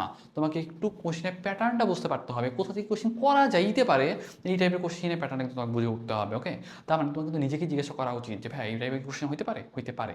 যেমন দেখো এখানে কিন্তু সিম্পলি কোশ্চেন করতে পারতো যে ভাই হিস্টোনের উদাহরণ কি? নিউক্লিয় হিস্টোন। বলতে পারে ভাই প্রোটামিনটা কোথায় পাওয়া যায়? বলবো তোমার স্যামন মাছের শুক্রাণুতে স্যালমিন পাওয়া যায়, এটা কিন্তু একটা প্রোটামিনের উদাহরণ। কোশ্চেন করবে প্রোটামিনে কোনটা পাওয়া যায় না, কোনটা পাওয়া যায়? বলবো আর্জিনিন পাওয়া যায়। কোনটা পাওয়া যায় না? এই যে বাকি তিনটার কথা বললাম, এগুলো কিন্তু পাওয়া যায় না। তাহলে সেমভাবে কিন্তু এভাবে কোশ্চেন করতে পারে, কোন অ্যামিনো অ্যাসিডটা, সরি কোন প্রোটিনটা তোমার পানিতে দ্রবীভূত হয় বা কোনটা পানিতে দ্রবীভূত হয় না, কোনটা তাপে জমাট বাঁধে, কোনটা তাপে জমাট বাঁধে না। তার মানে এই কথাগুলো বলছি, এগুলো কিন্তু তোমাদের জন্য অনেক অনেক ইম্পর্টেন্ট। তাহলে দেখো যদি বলি কোনটা তাপে জমাট বাঁধে, তাহলে বলবা অ্যালবুমিন, গ্লোবিউলিন পানিতে জমাট বাঁধে। তাহলে অপশনে অ্যালবুমিন, গ্লোবিউলিন যে দিবে তার কোনো গ্যারান্টি নেই কিন্তু। কি দিতে পারে বলো তো? অ্যালবুমিনের উদাহরণগুলো দিতে পারে, তাই না? তোমার মনে করো সাপোজ বললো যে ল্যাকটালবুমিন, সেটা কি জমাট বাঁধবে? হ্যাঁ জমাট বাঁধবে। যদি বলি যে ভাই অ্যারাচিন জমাট বাঁধবে, হ্যাঁ জমাট বাঁধবে। কেন? কারণ সেটা কিন্তু একটা গ্লোবিউলিনের উদাহরণ। তখন তুমি কোশ্চিনের প্যাচগুলো বোঝো, কোশ্চিনের প্যাচগুলো যদি তুমি ধরতে পারো, তাহলে কিন্তু তোমার জন্য মেডিকেল অ্যাডমিশনে ভালো রেজাল্ট করা কোনো ব্যাপারই না, জাস্ট খুব ইজি। ঠিক আছে, জাস্ট এই জিনিসটা ইনশিওর করো যে তুমি পড়ার সময় তুমি টাইপটা বুঝতেছো, পড়ার স্টাইলটা বুঝতেছো, তাহলে তোমার জন্য মোর দেন এনাফ। ওকে, তাহলে যে জিনিসটা আমি বলতেছিলাম যে দেখো স্ক্লেরোপ্রোটিনে চলে আসো। স্ক্লেরোপ্রোটিন মানে কি? স্ক্লেরো মানে কি? স্কেলিটন, তাই না? স্ক্লেরো মানে কি? স্কেলিটন মানে তোমার কঙ্কাল। স্কেলিটন বা কঙ্কাল। দেখো শিং, নখ, খুর এগুলো কিন্তু সবগুলাই তোমার মেইনলি তোমার কঙ্কাল তন্ত্রের সাথে রিলেটেড। শিং, নখ, খুর এগুলোতে কি পাবা বলতো? এগুলোতে কিন্তু তুমি ক্যারাটিন পাবা, আর চামড়াতে কিন্তু কোলাজেন পাবা, হাড়ে টেন্ডন পাবা। এই জিনিসটা তোমাদের একটু আইডিয়া রাখা দরকার। তাহলে আমি যদি তোমাকে জিজ্ঞাসা করি যে ভাইয়া দেখো এখান থেকে আমাদের কী দরকার আর কিছু, এখান থেকে আমাদের মোটামুটি এই কয়টা যে আমরা পড়লাম, এই কয়টা পড়লে আমাদের কিন্তু মোটামুটি তোমাদের জন্য এনাফ। এখন আমাদের জন্য এই যে মানে তোমার উদাহরণগুলো যে পড়তেছো, এইগুলোর মধ্যে সরল প্রোটিন যেটা, সেটা থেকেই কোশ্চেনটা বেশি করে, বাকিগুলো কিন্তু মোটামুটি তোমাদের জন্য কম্পারেটিভলি ইজি। তাহলে আমি যদি একটু সামনের দিকে আগে আসি, এখান থেকে আমাদের জিনিসটা দরকার যুগ্ম প্রোটিন বা সংশ্লেষিত প্রোটিন। যুগ্ম প্রোটিন মানে কি? যেই প্রোটিনের সাথে একটা অপ্রোটিনযুক্ত অংশ থাকবে, অপ্রোটিন অংশ থাকবে, সেটাকে বলা হয় কনজুগেটেড প্রোটিন বা যুগ্ম প্রোটিন। এটা কিন্তু আমরা কয় ভাগে ভাগ করতে পারতেছি? 3, 4, 5, মোটামুটি অনেকগুলো ভাগেই ভাগ করতেছি। তবে আমাদের জন্য যেটা দরকার নিউক্লিয় প্রোটিন। তার মানে হাইড্রোলাইসিস করলে তুমি প্রোটিন পাবা আর একটা নিউক্লিক অ্যাসিড পাবা। কি পাবা? নিউক্লিক অ্যাসিড পাবা আর একটা প্রোটিন পাবা। এটা কি পানিতে দ্রবীভূত? বলো পানিতে দ্রবণীয়। এবং কোথায় পাওয়া যায় তুমি জানো? নিউক্লিক অ্যাসিড কোথায় পাবো? এটা কিন্তু আমরা নিউক্লিক অ্যাসিড সাধারণত আমরা ক্রোমোজোমে পাই। তার মানে অ্যাকচুয়ালি নিউক্লিয় প্রোটিন যেটা সেটা কিন্তু তুমি ক্রোমোজোমেই পাবা, তাই না? তাহলে এই জিনিসটা তোমাদের মনে রাখতে হবে। এবং দেখো গ্লাইকোপ্রোটিন, তার মানে বোঝাই যাচ্ছে এখানে কি যুক্ত আছে বলতো? গ্লুকোজ যুক্ত আছে, তাই না? কি যুক্ত আছে বলতো? গ্লুকোজ, মানে মূল কথা মনোস্যাকারাইড বা কার্বোহাইড্রেট যুক্ত আছে, সেটাই হবে তোমার গ্লাইকোপ্রোটিন। তারপর দেখো লিপোপ্রোটিন। লিপোপ্রোটিন মানে কি? লিপিড যুক্ত থাকবে, তাই না? লিপোপ্রোটিন কি থাকবে? লিপিড থাকবে। লিপিড থাকবে। তাহলে আমি যদি জিজ্ঞেস করি ভাইয়া লিপোপ্রোটিন কোথায় পাওয়া যায় বলতো? মানে এই লিপোপ্রোটিন দুইটা পার্ট, তাই না? একটা লিপিড পার্ট, একটা তোমার প্রোটিন পার্ট। লিপিড পার্টটা আসলে কি দিয়ে গঠিত? কোলেস্টেরল দিয়ে গঠিত আর ফসফোলিপিড দিয়ে গঠিত। তাহলে এই যে তোমার লিপোপ্রোটিনগুলো আসলে কোথায় থাকতেছে? বলো তো নিউক্লিয়াস, মাইটোকন্ড্রিয়া, ক্লোরোপ্লাস্ট, ল্যামিনি আর ইলেকট্রন ট্রান্সপোর্ট চেইনে কি থাকে? বলো লিপোপ্রোটিন থাকে। তাহলে কোশ্চেন করবে লিপোপ্রোটিন থাকে না কোথায়? তাহলে তখন নিউক্লিয়াস, মাইটোকন্ড্রিয়া, ক্লোরোপ্লাস্টের ল্যামিলি, ইলেকট্রন ট্রান্সপোর্ট চেইনের জায়গায় মনে করো হয়তো সেন্ট্রিওল দিয়ে দিল। তাহলে এভাবে কিন্তু একটা কোশ্চেন করতে পারে, তাই না? তাহলে এভাবে কিন্তু তোমাদের কোশ্চেনের প্যাটার্নটা কিন্তু তোমাদের বুঝতে পারতে হবে। পাশাপাশি দেখো আমি যেটা বলতেছিলাম ক্রোমোপ্রোটিন। ক্রোমো মানে কি জানো? ক্রোমো মানে রং। ক্রোমো মানে কি? রং। ক্রোমো মানে কি? রং। তার মানে দেখো এই যে তোমার ফ্ল্যাভোপ্রোটিন, বিলিপ্রোটিন, ক্যারোটিনয়েড, ক্লোরোফিল, এগুলো কিন্তু সবগুলো রং রিলেটেড, তাই না? হিমোগ্লোবিনের কালার কেমন? লাল। তারপর দেখো ক্লোরোফিলের কালার কেমন? সবুজ। ক্যারোটিনের কালার কমলা। বিলিপ্রোটিন, বিলিরুবিনের কালার হলো মনে করো সাপোজ হলুদ টাইপের, তাই না? তার মানে বিলিপ্রোটিন এটা কিন্তু একটা কালারফুল প্রোটিন। ফ্ল্যাভোপ্রোটিনের কালারটা আমার মনে নাই আপাতত, জাস্ট মনে রাখো এগুলো কিন্তু সবগুলোই ক্রোমোপ্রোটিনের আন্ডারে পড়ে। তাহলে কোশ্চেনটা করবে ক্রোমোপ্রোটিনের উদাহরণ নয় কোনটি? তাহলে কিন্তু এইভাবে কোশ্চেন হতে পারে। এখন আমাদের জন্য আরেকটা জিনিস দরকার, দেখো মেটাল প্রোটিন। তার মানে প্রোটিনের সাথে যদি মেটাল থাকে, কি থাকে? মেটাল বা ধাতু থাকে, তাহলে সেটা কি বলবো? মেটাল প্রোটিন বলবো। উদাহরণ কি দেখো তো? সিডারোফিলিন, আরেকটা কি বলো? সেলোপ্লাজমিন। সিডারোফিলিন আর একটা তোমার সেলোপ্লাজমিন। উদাহরণ কি বলো? তাহলে বলবো তোমার iron, manganese, magnesium, zinc. Iron, manganese, magnesium, zinc. তারপর দেখো ফসফোপ্রোটিন। যে সকল প্রোটিনের সাথে প্রস্থেটিক গ্রুপ হিসেবে ফসফরিক অ্যাসিড যুক্ত থাকে, কি যুক্ত থাকে? ফসফরিক অ্যাসিড যুক্ত থাকে, তাকে বলা হয় ফসফোপ্রোটিন। উদাহরণ কি? দুধের ক্যাসিনোজেন, ডিমের ভাইটামিন, এগুলো কিন্তু তোমার ফসফোপ্রোটিন উদাহরণ। এই ফসফোপ্রোটিন আর মেটাল প্রোটিন অনেকবার আসছে, সেই জন্য তোমাদের এই জায়গাটা একটু তোমাদের ভালো মনে রাখতে হবে। মানে তোমাদের এই যে কনজুগেটেড প্রোটিন বা যুগ্ম প্রোটিনের মধ্যে অন্যগুলো মনে রাখো বা না রাখো, এইটা অন্তত চেষ্টা করবা তোমাদের অন্তত মনে রাখার, ওকে? তাহলে এই যে তোমাদের জন্য আইডিয়া থাকে। আবার দেখো ফ্ল্যাভোপ্রোটিন। ফ্ল্যাভোপ্রোটিনটা আসলে আমাদের জন্য খুব একটা কিছু নাই, এবং লৌহ পরফাইরিন যৌগ যেটা, সেটা একটা তোমার আপাতত খুব একটা মনে রাখার দরকার নেই। হ্যাঁ, লৌহ পরফাইরিনের একটা যৌগ উদাহরণ যদি বলতে চাও তাহলে তুমি হিমোগ্লোবিন বলতে পারো। হ্যাঁ, হিমোগ্লোবিনটা কিন্তু মেইনলি আয়রন পরফাইরিন বা আয়রন প্রোটোপরফাইরিন একটা যৌগ যুক্ত। তবে জাস্ট মনে রাখো হিমোগ্লোবিনটা একটা উদাহরণ হইলেও হইতে পারে। হ্যাঁ, তাই জিনিসটা আইডিয়া রাখতে হবে। এখন দেখো উদ্ভূত প্রোটিন। উদ্ভূত প্রোটিনটা কি? এই প্রোটিনগুলোকে মুক্ত অবস্থায় থাকে না। তাহলে কোশ্চেন করবে মুক্ত অবস্থায়, মানে প্রকৃতিতে মুক্ত অবস্থায় থাকে না কোন প্রোটিন? তাহলে যেন বলতে পারো যে ভাইয়া প্রকৃতিতে মুক্ত অবস্থায় থাকে না হলে উদ্ভূত প্রোটিন, এই যেন অন্তত বলতে পারো। আর উদাহরণ যদি জিজ্ঞাসা করি যেন বলতে পারো ভাইয়া পেপটাইড, প্রোটিওস, পেপটন, ফাইব্রিন, এগুলো হলো তোমার উদ্ভূত প্রোটিন। আর যদি বলি যে মায়োসিন থেকে যে মায়োসান তৈরি হয় বা অ্যালবুমিন থেকে যে অ্যালবুমাস তৈরি হয়, সেগুলো তোমার একটা উদ্ভূত প্রোটিনের উদাহরণ। তার মানে এই জিনিসটা তোমাদের খুব খুব খুব ভালোভাবে মনে রাখতে হবে। এবং দেখো আমি যদি তোমাকে জিজ্ঞাসা করি ভাইয়া গুণগত বৈশিষ্ট্যের ভিত্তিতে প্রোটিন কয় প্রকার? তাহলে যেন বলতে পারো ভাইয়া গুণগত বৈশিষ্ট্যের ভিত্তিতে প্রোটিন হলো দুই প্রকার, একটা ফার্স্ট ক্লাস, একটা সেকেন্ড ক্লাস। ফার্স্ট ক্লাস মানে কি? যেগুলোতে তোমার সবগুলো থাকে। আর সেকেন্ড ক্লাস মানে কি? যেগুলো সবগুলো থাকে না। হ্যাঁ, সবগুলো থাকে না। উদাহরণগুলো কি? মাছ, মাংস, ডিম, দুধ। আর এখানে উদাহরণগুলো কি? মনে করো সাপোজ মনে করো তোমার সবজি টাইপের যেগুলো আছে, বা সাপোজ মনে করো উদ্ভিজ যে প্রোটিনগুলো আছে, সেগুলো হলো তোমার মেইনলি সেকেন্ড ক্লাস প্রোটিন। তার মানে আমাদের কিন্তু প্রোটিনের ক্লাসিফিকেশনটা কিন্তু এখানে দেওয়া আছে। দেখো সরল প্রোটিনের আন্ডারে যেগুলো আমাদের ছিল, যুগ্ম প্রোটিনের আন্ডারে এগুলো দেওয়া ছিল, উদ্ভিদ প্রোটিনের আন্ডারে কিন্তু আমাদের যে প্রোটিওস, পেপটন, অ্যালবুমিন, অ্যালবুমাস যেগুলো যেগুলো ছিল, এগুলো কিন্তু আমাদের উদ্ভিদ প্রোটিনের আন্ডারে পড়ে। তার মানে এতক্ষণ যেগুলো আমরা আলোচনা করলাম সেগুলো কিন্তু আমাদের প্রোটিনের শ্রেণীবিন্যাস ছিল, এবং প্রোটিনের কাজটা কিন্তু আমাদের জন্য মোস্ট ইম্পর্টেন্ট, বুঝছো? এই ব্যাপারটা তোমরা তো ভালোভাবে একটু রেটিং দিবা। আমি তোমাদের একটা ব্যাপার বলে দিই, ইনসুলিন যেটা, সেটা কিন্তু আমাদের একটা প্রোটিন। তারপর অনেক সাপোজ সাপের বিষ যেটা, হ্যাঁ, সেটা কিন্তু একটা প্রোটিন। তারপর দেখো যে আমাদের এই যে অ্যান্টিবডিগুলো তৈরি হয় না, এগুলো কিন্তু ইমিউনোগ্লোবিন, এগুলো কিন্তু একটা আমাদের লো প্রোটিন টাইপের পদার্থ, তাই না? তাই এই যে অ্যান্টিবডি যেগুলো, সেগুলো কিন্তু আমাদের একটা প্রোটিন। দেখো আমাদের পেপটাইড থেকে উৎপন্ন যে অ্যান্টিবডি যেগুলো, সেগুলো কিন্তু আমাদের প্রোটিন। পিগমেন্ট হিসেবে কাজ করে। দেখো আমাদের চোখে কিন্তু রড কোষ থাকে, কোন কোষ থাকে, এগুলো কিন্তু প্রোটিন। ইন্টারফেরন যেটা একটা গ্লাইকোপ্রোটিন, তাই না? এটা কিন্তু একটা গ্লাইকোপ্রোটিন। এবং প্রোটিনকে যদি তুমি হলো জারিত করো, তাহলে তুমি 4.1 কিলো ক্যালোরি পাবা। কত কিলো ক্যালোরি পাবা? 4.1 কিলো ক্যালোরি পাবা। এই জিনিসটা কিন্তু তোমার জন্য বেশি ইম্পর্টেন্ট। প্রোটিনের ভূমিকাটাও তোমরা একটু রিডিং দিও, কারণ এই জায়গাটা তোমাদের পুরোটাই রিডিং পার্ট। মূল কথা এখান থেকে কিন্তু অনেক কোশ্চিন হয়। যেমন দেখো কাজ কি, এনজাইম ভূমিকা, ক্ষয়পূরণ, এটা এটা এটা সবগুলো তোমরা একবার রিডিং দিবা। তার মানে তোমাদের জন্য এখানে বেশি ইম্পর্টেন্ট জিনিসটা হইলো মূল কথা, সহজ কথা হইল তোমাদের এখানে জানতে হবে কি প্রোটিনের কাজ কোনটি, প্রোটিনের কাজ নয় কোনটি, প্রোটিনের আন্ডারে যেগুলো যেগুলো ছিল উদাহরণ, সেই উদাহরণগুলো মনে রাখতে হবে। এবং এই যে প্রোটিনের কাজ, কোশ্চেনটা করা এইভাবে, প্রোটিনের কাজ নয় কোনটি, অ্যাকচুয়ালি তোমাকে একটা জিনিস একটু মনে রাখতে হবে, ঘুম আনয়নে যে এস ফ্যাক্টর বা স্লিপিং ফ্যাক্টর, সেটা কিন্তু একটা তোমার হলো প্রোটিন জাতীয় পদার্থ। ব্যথানাশক হিসেবে যে এন্ডোরফিন কাজ করে সেটাও একটা তোমার প্রোটিন জাতীয় পদার্থ, এবং অ্যান্টিবডি যে তৈরি হয় সেটা কিন্তু একটা প্রোটিন জাতীয় পদার্থ। তাহলে এই ব্যাপারগুলো তোমাকে খুব ভালোভাবে মনে রাখতে হবে। ওকে, এখন দেখো আমি যে জিনিসটা বলতেছিলাম, খাদ্য তালিকায় প্রোটিন, এখানে বেশ কিছু ব্যাপার স্যাপার আছে, এগুলো আমাদের জন্য যে খুব বেশি লাগে ব্যাপারটা এরকম না। এই পার্টিকুলার আমাদের রিডিং পড়াইছে তোমাদের। দেখো আমাদের কিন্তু প্রোটিন তৈরি হয় 20 প্রকার অ্যামিনো অ্যাসিড দিয়ে, তার মধ্যে কিছু থাকে 8টা, যেটা সেটা কিন্তু অত্যাবশ্যক অ্যামিনো অ্যাসিড। এটা কিন্তু আর মনে রাখার উপায় বলেছিলাম, তাই না? এমটি টিভি পিল, এমটি টিভি পিল, এমটি টিভি পিল। আর যদি বলি যে ভাইয়া অনাত্যাবশ্যক অ্যামিনো অ্যাসিড কয়টা, তাহলে বলবো 12টা। আর যদি বলি ভাইয়া ইসেনশিয়াল মানে সেমি ইসেনশিয়াল কয়টা, সেমি ইসেনশিয়াল হলো আমাদের 2টা, কি কি, আর্জিনিন আর হিস্টিডিন। এগুলো কিন্তু আমরা লাস্ট দিন পড়াইছি। ওকে, তাহলে জিনিসগুলো তোমাদের একটু আইডিয়া রাখতে হবে। তারপর একটা জিনিস একটু খেয়াল করো, এখানেও বেশ কিছু ব্যাপার স্যাপার আছে। মানে মূল কথা অত্যাবশ্যক অ্যামিনো অ্যাসিডগুলো, মানে ওই 8টা অ্যামিনো অ্যাসিড যদি তোমার মানে পাওয়া যায়, একটা খাবারে যদি 8টা অ্যামিনো অ্যাসিড পাওয়া যায়, সেটা আমরা বলছি আদর্শ খাবার। আদর্শ খাবার কী কী আছে জানো? ডিম আর দুধ। আদর্শ প্রোটিন কী কী আছে? আদর্শ প্রোটিন পাওয়া যায় কোথায়? ডিম আর দুধে। সেটা নিয়ে দুটো দেখবা আদর্শ খাবার। এবং এই যে এখানে তোমার অনেক অনেক ব্যাপার স্যাপার আছে, এগুলো আমাদের জন্য খুব একটা বেশি ইম্পর্টেন্ট ব্যাপারটা এরকম না। চাইলে তোমরা একবার রিডিং দিয়ে চলে যেতে পারো, জাস্ট একটু আইডিয়া রাখো। তবে এই পার্টটা থেকে যদি কপাল খারাপ থাকে তাহলে তোমার কোশ্চেন আসতে পারে, তবে এগুলো আসলে মুখস্থ করা আমাদের জন্য খুব একটা পসিবল না। হ্যাঁ, যে দেখো তুমি যদি একান্ত চাও তুমি কী করতে পারো। দেখো আমাদের কিন্তু ছোটো বাচ্চাদের ক্ষেত্রে প্রোটিন, মানে আমরা বলি যে প্রোটিন এনার্জি ম্যাল নিউট্রিশন, হ্যাঁ, প্রোটিন এনার্জি ম্যাল নিউট্রিশন। দেখবো কি ছোটো বাচ্চাদের ক্ষেত্রে অনেকে মানে একটু পাগলেটে টাইপের হয়ে গেছে, একটু অস্থির, অনেকে দেখবো যে মানে শুকায় যাচ্ছে, অনেকে দেখবো যে চুল পড়ে যাচ্ছে, ছোটো বাচ্চাদের ক্ষেত্রে বলতেছি। এদের ক্ষেত্রে ব্যাপারটা হয় কি যে প্রোটিন এনার্জি ম্যাল নিউট্রিশন আমরা মেডিকেলের ভাষায় বলি আর কি। আপাতত মনে রাখো, তাদের যতটুকু প্রোটিন দরকার তাদের থেকে যদি কম পায় সেক্ষেত্রে কিন্তু এই সমস্যাগুলো হইতে পারে।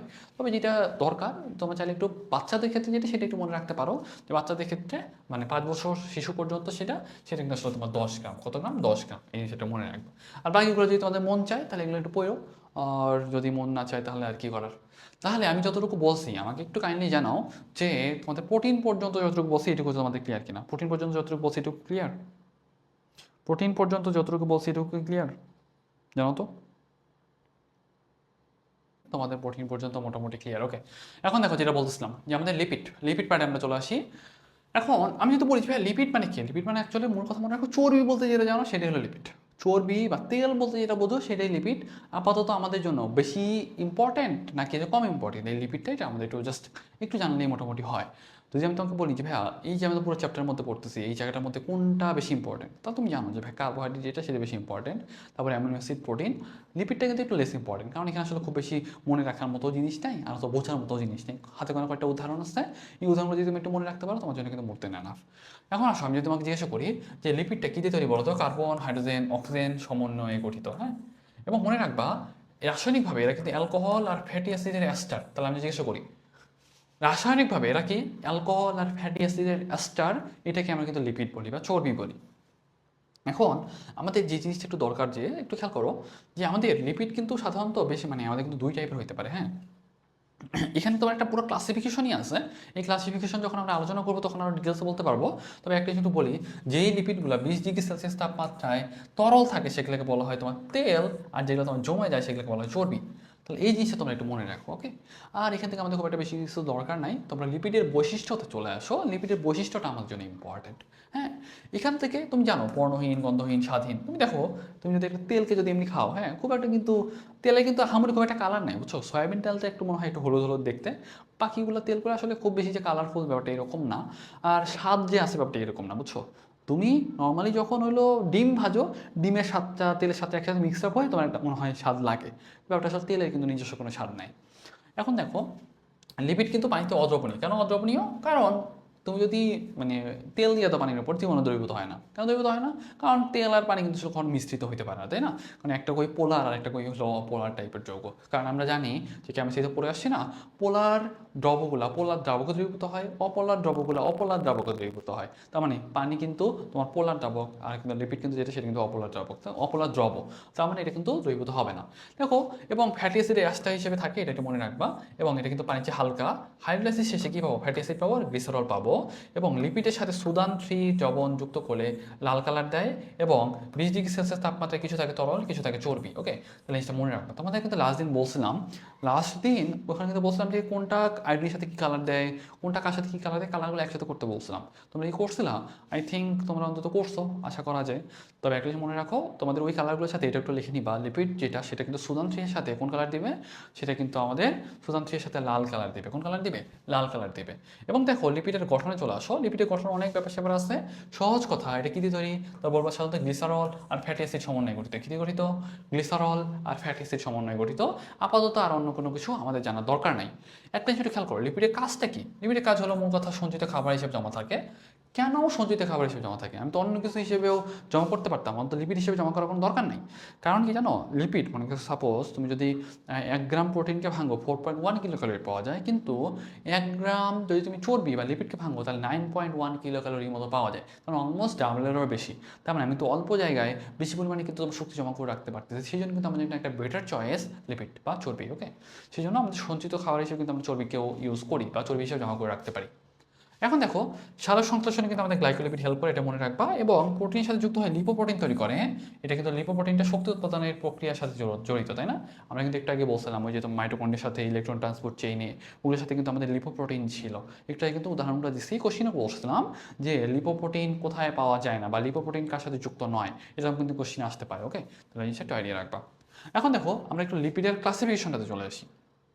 দেখো লিপিডের ক্লাসিফিকেশনে এই ক্লাসিফিকেশনের সাথে এই ক্লাসিফিকেশনটা আবার একটু মিলে না, বুঝছো? আমি তোমাকে একটা জিনিস একটু দেখাই, যে তুমি একটু খেয়াল করলে দেখবা সরল লিপিডের আন্ডারে এখানে দেখো চর্বি তেল মোম আছে, তাই না? এখানে চর্বি তেল মোম আছে, এটা কিন্তু মিলে। কিন্তু যৌগিক লিপিড বা উদ্ভিদ লিপিডের মধ্যে একটা ঝামেলা আছে, আমি ওটা পরে ক্লিয়ার করতেছি। হ্যাঁ, দেখো সরল লিপিড আন্ডারে কি আছে? এটা তোমার স্নেহ দ্রব্য, এটা মোম। স্নেহ দ্রব্যের আন্ডারে চর্বি তেল, আর এখানে কিন্তু মোম। মোম মানে কি? যেটা কিন্তু দেখো এখানে একটা ব্যাপার বলি, চর্বি যেটা সেটা কিন্তু তোমার 20 ডিগ্রি তাপমাত্রায় এটা কিন্তু কঠিন হয়ে যায়, 20 ডিগ্রির নিচে তাপমাত্রায় কঠিন হয়ে যায়, এটা কিন্তু তরল থাকে, তাই না? তেল যেটা সেটা কিন্তু তরল থাকে, সেটা কিন্তু আমি এটাকে তেল বলতেছি। কোশ্চেনটা এইভাবে করে, সরল লিপিডের উদাহরণ 9 কোনটি? সরল লিপিডের উদাহরণ 9 কোনটি? এটা যেন অন্তত তোমরা বলতে পারো। পাশাপাশি পরে কোশ্চেন করতে পারে, যৌগিক লিপিডের উদাহরণ 9 কোনটি? ফসফোলিপিড, গ্লাইকোলিপিড, সালফোলিপিড, প্রোটিন, লিপোপ্রোটিন, এগুলো কিন্তু তোমার হলো যৌগিক লিপিডের উদাহরণ। যৌগিক লিপিড মানে কি? যৌগিক লিপিড মানেই হলো এটার সাথে মানে লিপিডের সাথে অন্য কিছু একটা যুক্ত আছে। যদি তোমার প্রোটিন যুক্ত থাকে তাহলে কি বলবো? লিপোপ্রোটিন। যদি দেখো যে তোমার হলো সালফার যুক্ত আছে তাহলে বলো সালফোলিপিড। যদি তুমি দেখো যে গ্লুকোজ যুক্ত আছে তাহলে বলো গ্লাইকোলিপিড। ফসফেট গ্রুপ যুক্ত থাকলে বা ফসফরিক অ্যাসিড যুক্ত থাকলে সেটাকে বলা ফসফোলিপিড। তার মানে এই ব্যাপারগুলো কিন্তু আমার জন্য বেশি ইম্পর্টেন্ট। হ্যাঁ, তবে আমরা একটু নিচের দিকে চলে যাই, এখান থেকে তুমি আরও ডিটেলস দরকার। দেখো আমরা কিন্তু অলরেডি এই পার্টটা পড়ে ফেলছি, তাই না? রাসায়নিক গঠন প্রকৃতিতে আমরা কিন্তু লিপিডকে প্রধানত 3 প্রকার বলতে পারি, তাই না? এইখান থেকে এই কোশ্চেনগুলো কিন্তু আসে। কোশ্চেনগুলো কেন আসে আমি বলতেছি তোমাকে, আমি কোশ্চেন প্যাটার্নগুলো বোঝাই দিই তোমাকে, কিন্তু আমি বারবার বলতেছি তোমাকে কিন্তু মানে মুখস্থ তখনই করতে পারবা বা মনে তখনই রাখতে পারবো যখন তুমি প্যাটার্নটা বুঝতেছো বা তুমি বুঝতে পারতেছো এখান থেকে কোন টাইপের কোশ্চেনটা আসবে। তুমি যদি কোশ্চেনের টাইপই যদি না বোঝো তুমি অ্যান্সার করবে কি? মানে তোমার কোনো একটা অ্যান্সার করতে হলে সেই কোশ্চেনটা তাকে বুঝতে হবে, তাই না? তাই এই কোশ্চেন বোঝাটা কিন্তু তোমার জন্য ম্যান্ডেটরি।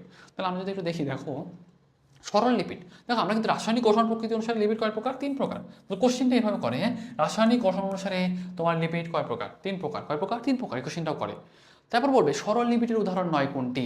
চর্বি তেল মোম, এটা সরল লিপিডের উদাহরণ, এটা তোমার জানতে হবে। যৌগিক লিপিড আন্ডারে কি কি আছে বলো তো? Phospholipid, glycolipid, sulfolipid. তার মানে আমরা কিন্তু উপরে যৌগিক লিপিড আন্ডারে কিন্তু অলরেডি 4টা পাইছি, লিপোপ্রোটিনটা কিন্তু আবার এখানে দেয় নাই, তাই না? এখানে তো আবার লিপোপ্রোটিনটা দেয় নাই। এখন তুমি বলতে পারো ভাইয়া লিপোপ্রোটিন তো প্রোটিনের উদাহরণ, লিপোপ্রোটিনকে আবার এখানে ঢুকাইছে কেন? একবারে বাস্তবিক কথা, তার মানে তোমার কিন্তু লিপোপ্রোটিন হওয়ার কথা না, তাই না? তার মানে তোমার কিন্তু কোশ্চিন যদি আসে তোমাকে একটু সাবধানে অ্যান্সার করতে হবে। যদি কোশ্চিন করে কোনটি যৌগিক লিপিড নয়, কোনটি যৌগিক লিপিড নয়, অপশনে দিচ্ছে মনে করো তোমার ফসফোলিপিড, গ্লাইকোলিপিড, সালফোলিপিড, লিপোপ্রোটিন দিছে। লিপোপ্রোটিনটা তুমি মানে তোমার লিপিড নয় বা যৌগিক লিপিড নয়, অ্যান্সার ওটা দেখাবা কেন? কারণ লিপোপ্রোটিনটা কিন্তু আসলে প্রোটিনের মধ্যে পড়ে, তোমার কিন্তু বেস্ট অ্যান্সারটা দেখাইতে বলছে, তাই না? তার মানে লিপোপ্রোটিনটা কিন্তু আসলে তোমার প্রোটিনের আন্ডারে চলে যাচ্ছে, সেটা কিন্তু আসলে লিপিডের আন্ডারে না, আবার কিন্তু লিপিডের আন্ডারেও পড়ে। মানে তোমার কিন্তু কথার যুক্তিতে ফালাইতে চাইলে তুমি কিন্তু দুইটাতেই ফালাইতে পারো। তবে যদি বলো যে বেটার অ্যান্সার কোনটা, যদি এই টাইপের কোশ্চেন করতো, যদি তোমাকে বলতো যে যৌগিক লিপিড নয় কোনটি, তাহলে কিন্তু তুমি অপশনে যদি থাকতো তোমার হলো কি বললাম যে যদি অপশন তোমার থাকতো যে লিপোপ্রোটিন, তাহলে কিন্তু অ্যান্সারটা লিপোপ্রোটিন দাগাইতে পারতাম। তাহলে এখান থেকে আরেকটা জিনিস একটু তোমার খেয়াল করা দরকার, যে উদ্ভূত লিপিডের উদাহরণ কী কী ছিল একটু খেয়াল করো। Steroid, terpene, rubber. তাহলে কোশ্চেনটা করবে এভাবে, উদ্ভূত লিপিডের উদাহরণ 9 কোনটি? Steroid, terpene, rubber. Steroid, terpene, rubber. Okay, তাহলে মোটামুটি তোমরা কিন্তু মানে রাসায়নিক গঠন অনুসারে যে তোমার হলো ক্লাসিফিকেশন যেটা সেটা কিন্তু তোমরা মোটামুটি বলতে পারতেছো। এখন আমাদের কোনটা দরকার দেখো তো, এখন আমাদের দরকার হলো মেইনলি আণবিক গঠন অনুসারে লিপিড কয় প্রকার। তাহলে এইটা যেন অন্তত বলতে পারো ভাইয়া গঠন অনুসারে রাসায়নিক গঠন অনুসারে আমাদের 3 প্রকার, কিন্তু কিন্তু আণবিক গঠন অনুসারে লিপিড হলো 5 প্রকার। কয় প্রকার? 5 প্রকার। কয় প্রকার? 5 প্রকার। 5 প্রকার কি কি? নিউট্রাল লিপিড, ফসফোলিপিড, গ্লাইকোলিপিড, টার্পিনয়েড, মোম। হ্যাঁ, এখানে কিন্তু মনে রাখো সালফোলিপিড নাই। কি নাই? সালফোলিপিড নাই। তাহলে একটা জিনিস মনে রাখতে হবে, তোমার কিন্তু সালফোলিপিড আণবিক গঠন অনুসারের ভিতরে পড়ে না। সালফোলিপিড কিন্তু আণবিক গঠন অনুসারের মধ্যে পড়ে না। কোশ্চিনের প্যারাগুলা ঝামেলাগুলা কি কি ট্রিক্স খাটাইতে পারে এই জায়গাগুলো কিন্তু তোমাদের সাবধান থাকা খুবই জরুরি। কারণ এই জায়গাগুলো আমি ভুল করছি তো, সেই জন্য আমি বলতে পারি যে তোমরা কোন জায়গাগুলোতে ভুল করতে পারো। সেই জন্য তোমাদের একটা জিনিস একটু আইডিয়া রাখতে হবে, কোশ্চেনের প্যাটার্নটা কী হইতে পারে, কোশ্চেনটা কী হইতে পারে, তখন তুমি মনে রাখতে গেলে তোমার জন্য ইজি হবে। তখন জিজ্ঞাসা করি সালফোলিপিড সেটা কি তোমার মানে আণবিক গঠন অনুসারের মধ্যে পড়বে? পড়বে না। যদি বলি যে হলো তোমার রাবার থাকলে কি সেটা তোমার আণবিক গঠন অনুসারের মধ্যে পড়বে? পড়বে না। তেল কি পড়বে?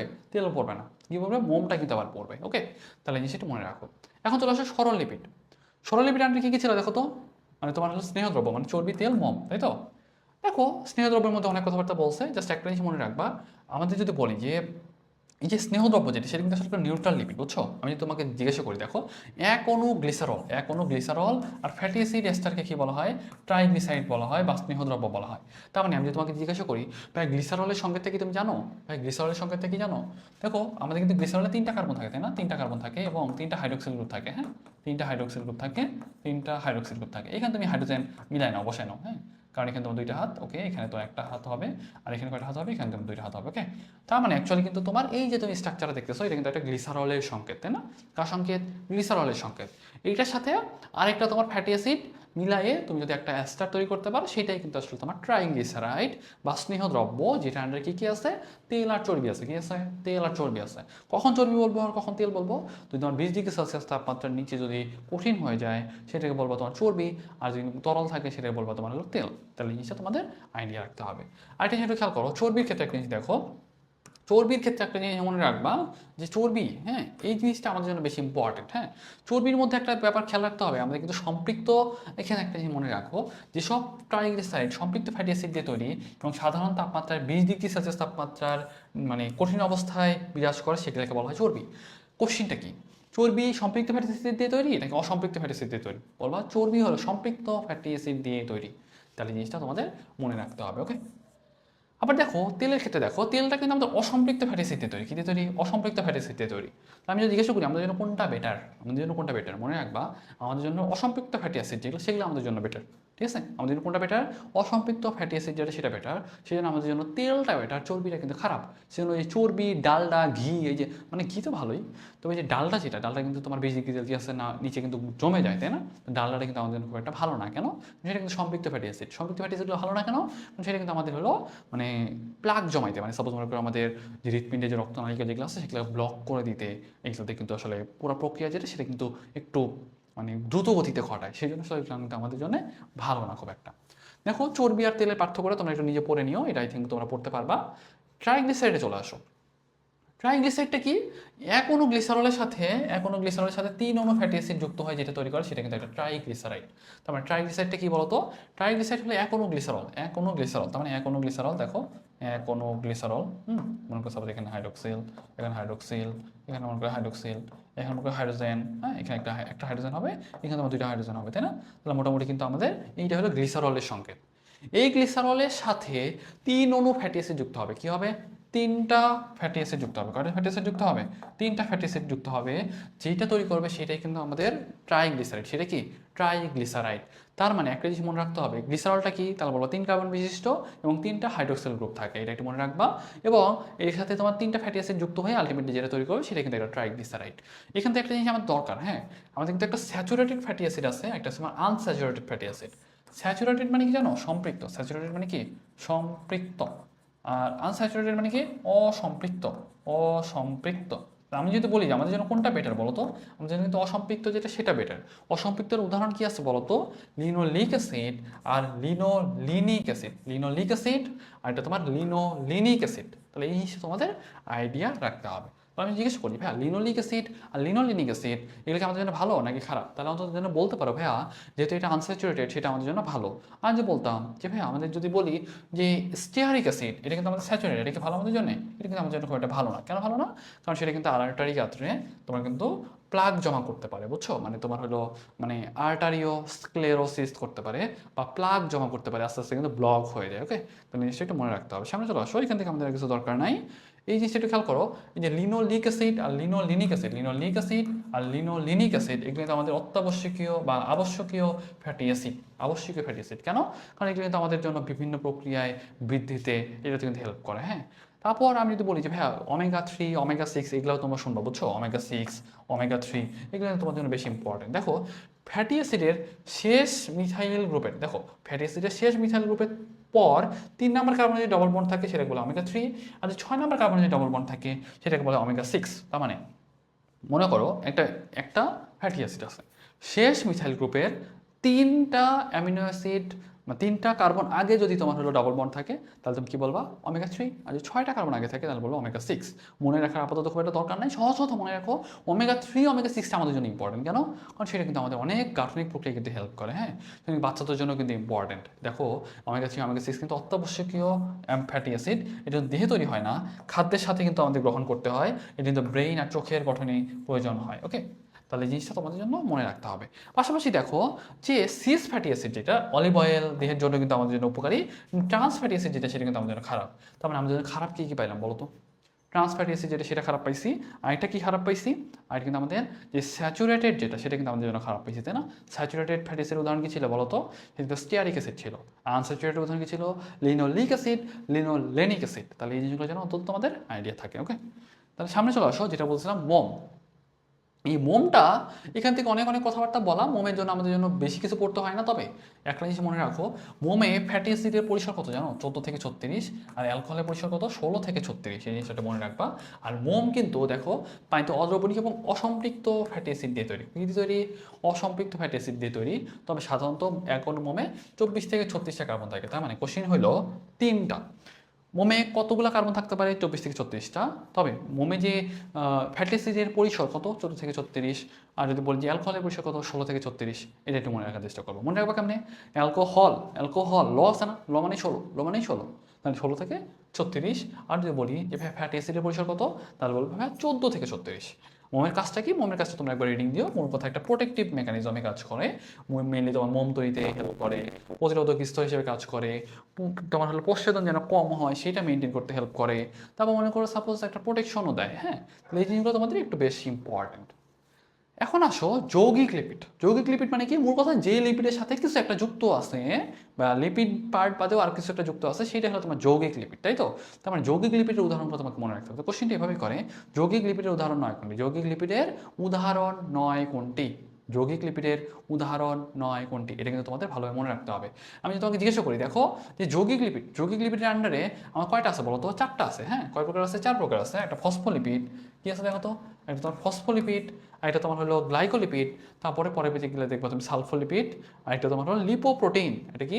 লিপোপ্রোটিন। হ্যাঁ, আমি কিন্তু আগেই বলছিলাম যে লিপোপ্রোটিনটা কিন্তু আসলে আমাদের প্রোটিনের আন্ডারে চলে যায়, তাই না? তারপর তুমি কিন্তু যুক্তি দিয়ে কিন্তু আসলে দুইটাই তুমি দাঁড় করাইতে পারো। প্রোটিনের সাথে ভাই লিপিড আছে, তোমার এটা কিন্তু একটা হলো যুগ্ম প্রোটিন। আবার লিপিডের সাথে প্রোটিন আছে, সেই জন্য এটা কিন্তু যুগ্ম লিপিড বা যৌগিক লিপিড বলাই যায়। তবে আপাতত একটা জিনিস মনে রাখো, আমি যদি তোমাকে বলি যে আমাদের কাজগুলো ইম্পর্টেন্ট। কাজগুলো ইম্পর্টেন্ট কি? দেখো ফসফোলিপিড কোথায় থাকে বলো তো? গ্লিসারল থাকবে, ফ্যাটি অ্যাসিড থাকবে এবং ফসফেট থাকবে, তাই না? এটাকে বলতেছি আমরা ফসফোলিপিড। কি কি দিয়ে গঠিত? তাহলে বলবা তোমার উদাহরণগুলো কি? উদাহরণ লেসিথিন, সেফালিন আর প্লাজমোলোজেন, এগুলো হলো তোমার ফসফোলিপিডের নাম।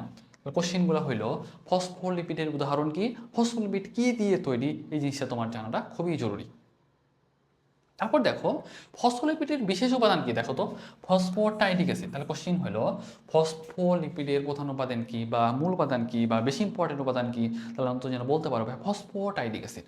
কাজ কি? কাজ হইলো cell membrane, mitochondria, endoplasmic reticulum, chloroplast, nuclear এনভেলপে থাকে। এখানে তার ঝামেলা বাদ দাও তোমরা। সাধারণত ফসফোলিপিড কই থাকে আর লিপোপ্রোটিন কই থাকে, এটা কিন্তু ঝামেলা বাঁধবে। সেজন্য একটু খুবই সাবধান, খুবই সাবধান। ইলেকট্রন ট্রান্সপোর্ট চেইনে কিন্তু তোমার ফসফোলিপিড থাকে না, ওখানে কিন্তু তোমার লিপোপ্রোটিন থাকে। তাহলে ব্যাপারটা একটু মনে রাখো, শক্তি উৎপাদন বা শক্তি কনভার্সনের সাথে যে ব্যাপারগুলো রিলেটেড সেগুলোতে কি যুক্ত বলো তো, সেখানে লিপোপ্রোটিন যুক্ত। এখন দেখো কাজ কি, কাজ হলো তোমার ঝিল্লির গাঠনিক উপাদান হিসেবে কাজ করতেছে, আয়ন বাহক হিসেবে কাজ করতেছে, তারপর প্রস্থেটিক গ্রুপ হিসেবে কাজ করতেছে, ফসফোলিপিড রক্ত জমাট বাঁধতে হেল্প করতেছে, তাই না? পাশাপাশি তোমার হলো কোষের ভেদ্যতা পরিবহন প্রক্রিয়া নিয়ন্ত্রণ করে থাকে, উদ্ভিদ তেল ফসফোলিপিড সমৃদ্ধ। তাহলে এই ব্যাপারগুলো তোমরা একটু রিডিং দিও। মূল কথা কোশ্চিন করবে, রক্ত জমাট বাঁধতে হেল্প করে কে? ফসফোলিপিড। যদি বলি যে তোমার আয়ন বাহক হিসেবে কাজ করে কে? ফসফোলিপিড। কোশ্চিন করবে কোষের ভেদ্যতা পরিবহন নিয়ন্ত্রণ করে কে? ফসফোলিপিড। তার মানে ফসফোলিপিড কিন্তু আমাদের জন্য বেশি ইম্পর্টেন্ট। এবং মূল কথা, আমাদের কিন্তু কোষ ঝিল্লি যেটা সেটা কিন্তু ফসফোলিপিড দিয়ে তৈরি, তাই না? আমরা কিন্তু ওই যে চ্যাপ্টার 1 পড়ছি ফসফোলিপিড বাইলেয়ার দিয়ে তৈরি। তারপর তোমার বেশ কিছু কথা ছিল না, যে আমাদের ফসফোলিপিডের সাথে রিলেটেড অনেকগুলো মডেল ছিল, ফ্লুইড মোজাইক মডেল, এই মডেল ওই মডেল, অনেকগুলো মডেল ছিল, তাই না? ওই মডেলগুলো কিন্তু এই ব্যাপারগুলোর সাথে রিলেটেড ছিল। আসো গ্লাইকোলিপিডের কথা, সরলিপিডের সাথে যদি কার্বোহাইড্রেট যুক্ত হয়, মানে লিপিডের সাথে কার্বোহাইড্রেট যুক্ত হচ্ছে, সেটাকে বলা হয় গ্লাইকোলিপিড।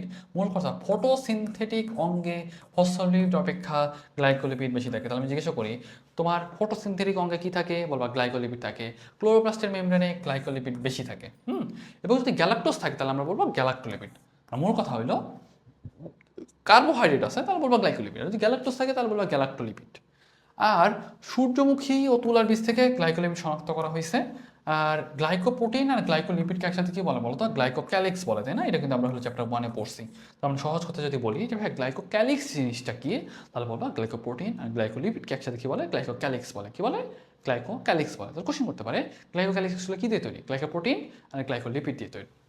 এখন আসো এখান থেকে যদি বলি যে ভাই লিপিডের সাথে যদি গ্যালাক্টোজ যুক্ত থাকে তাহলে বলবো গ্যালাক্টোলিপিড বলবো। এগুলো তো তোমরা জানোই। মূল কথা, ফটোসিনথেটিক অঙ্গাণু তৈরিতে হেল্প করে কে? বলো তোমার গ্লাইকোলিপিড। ফটোসিনথেসিস পক্ষে সাহায্য করে কে? তাহলে বলবো তোমার গ্লাইকোলিপিড। সালফোলিপিডটা মনে রাখো, সালফোলিপিডটা শুধুমাত্র তো ক্লোরোপ্লাস্টে থাকে। মূল কথা এখানে তোমার সালফার থাকবে, হ্যাঁ। আর লিপোপ্রোটিনের কথাটা যদি বলি, লিপোপ্রোটিনে কিন্তু তোমার লিপিডের সাথে প্রোটিন যুক্ত হয়। সহজ কথা হইলো, কোথায় কোথায় থাকে বলতো? কোষাঙ্গাণুর গাঠনিক উপাদান হিসেবে কাজ করে, মাইটোকন্ড্রিয়াতে ইলেকট্রন ট্রান্সপোর্ট চেইনে থাকে। এটা একটু তোমাদের মনে রাখা দরকার। মানে মূল কথা, শক্তি উৎপাদন রিলেটেড অঙ্গাণু যেগুলো সেগুলোর সাথে কিন্তু লিপোপ্রোটিনটা থাকে। এটা একটু তোমাদের আইডিয়া রাখতে হবে। এবং এটা কিন্তু আমাদের লিপোপ্রোটিন পার্টটা কিন্তু পড়াইছিলাম। সামনে চলে আসো, লিপিড প্রোফাইল। কোশ্চিনটা আমাদের করে লিপিড প্রোফাইলের অন্তর্ভুক্ত নয় কোনটি, বা লিপিড প্রোফাইলে কোন জিনিসটা থাকে না। মনে রাখবা, টোটাল কোলেস্ট্রল থাকে, এসডিএল থাকে, এলডিএল থাকে, ট্রাইগ্লিসারাইড থাকে। এটা আমাদের মনে রাখতে হবে। পাশাপাশি আমাদের মানে আদর্শ মান যেটা সেটা আমাদের মনে রাখতে হবে। এগুলো যদি মনে রাখতে পারো তাহলে তো ভালোই, আর না রাখতে পারলে কোনো প্যারা নাই। তবে একটা জিনিস মনে রাখো, এলডিএলটা আমাদের জন্য একটু খারাপ, কারণ আমাদের সেটা মানে ব্লক হওয়ার ঝুঁকিটা বাড়ায় দেয়। এসডিএলটা আমাদের জন্য আবার বেশি ভালো, হ্যাঁ। সেটা কিন্তু থাকতে হবে আমাদের 40-এর বেশি, আর এলডিএলটা থাকতে হবে 100-র কম, ট্রাইগ্লিসারাইডটা থাকতে হবে তোমার 150-র কম, টোটাল কোলেস্ট্রলটা থাকতে হবে তোমার 200-র কম। তাহলে এই জিনিস তোমরা একটু মনে রাখার চেষ্টা করবা। তাহলে দেখবে কি, যাদের হলো আমরা মানে স্ট্রোক বা হার্ট অ্যাটাকের সম্ভাবনা আছে বলে মনে করা হয়, তাদেরকে কিন্তু আমরা এই যে মানে লিপিড প্রোফাইলটা করতে দেই। কী কী দেখি? এই 4টা জিনিস দেখি। তাহলে কোশ্চেন করবে লিপিড প্রোফাইলের অন্তর্ভুক্ত নয় কোনটি? লিপিড প্রোফাইলের অন্তর্ভুক্ত নয় কোনটি? তাহলে এই 4টা বাদে যেটা থাকবে সেটা কিন্তু আসলে তোমার মেইনলি লিপিড প্রোফাইলের অন্তর্ভুক্ত নয়। এখন দেখো যে মানে উদ্ভূত লিপিড বা তোমার উৎপাদিত লিপিড কী কী আছে দেখো। আমাদের আইসোপিন, আইসোপিন জিনিসটা একটু মনে রাখতে হবে, হ্যাঁ। আইসোপিন এককের পলিমার দিয়ে যেটা তৈরি হয় সেগুলো তোমার টার্পিনয়েড লিপিড বলে। এটাকে টার্পিনয়েডটা কিন্তু একটা উদ্ভূত লিপিড। মেনলি দেখো C5H8, C5H8 যেটা সেটা কিন্তু আমাদের একটা উদ্ভূত লিপিড। C5H8 এটা কিন্তু একটা উদ্ভূত লিপিড। এটা একটু তোমাদের ভালোভাবে মনে রাখতে হবে। এবং আইসোপিনটা কয় কার্বন বিশিষ্ট বলো তো? 5 কার্বন বিশিষ্ট। কয় কার্বন বিশিষ্ট?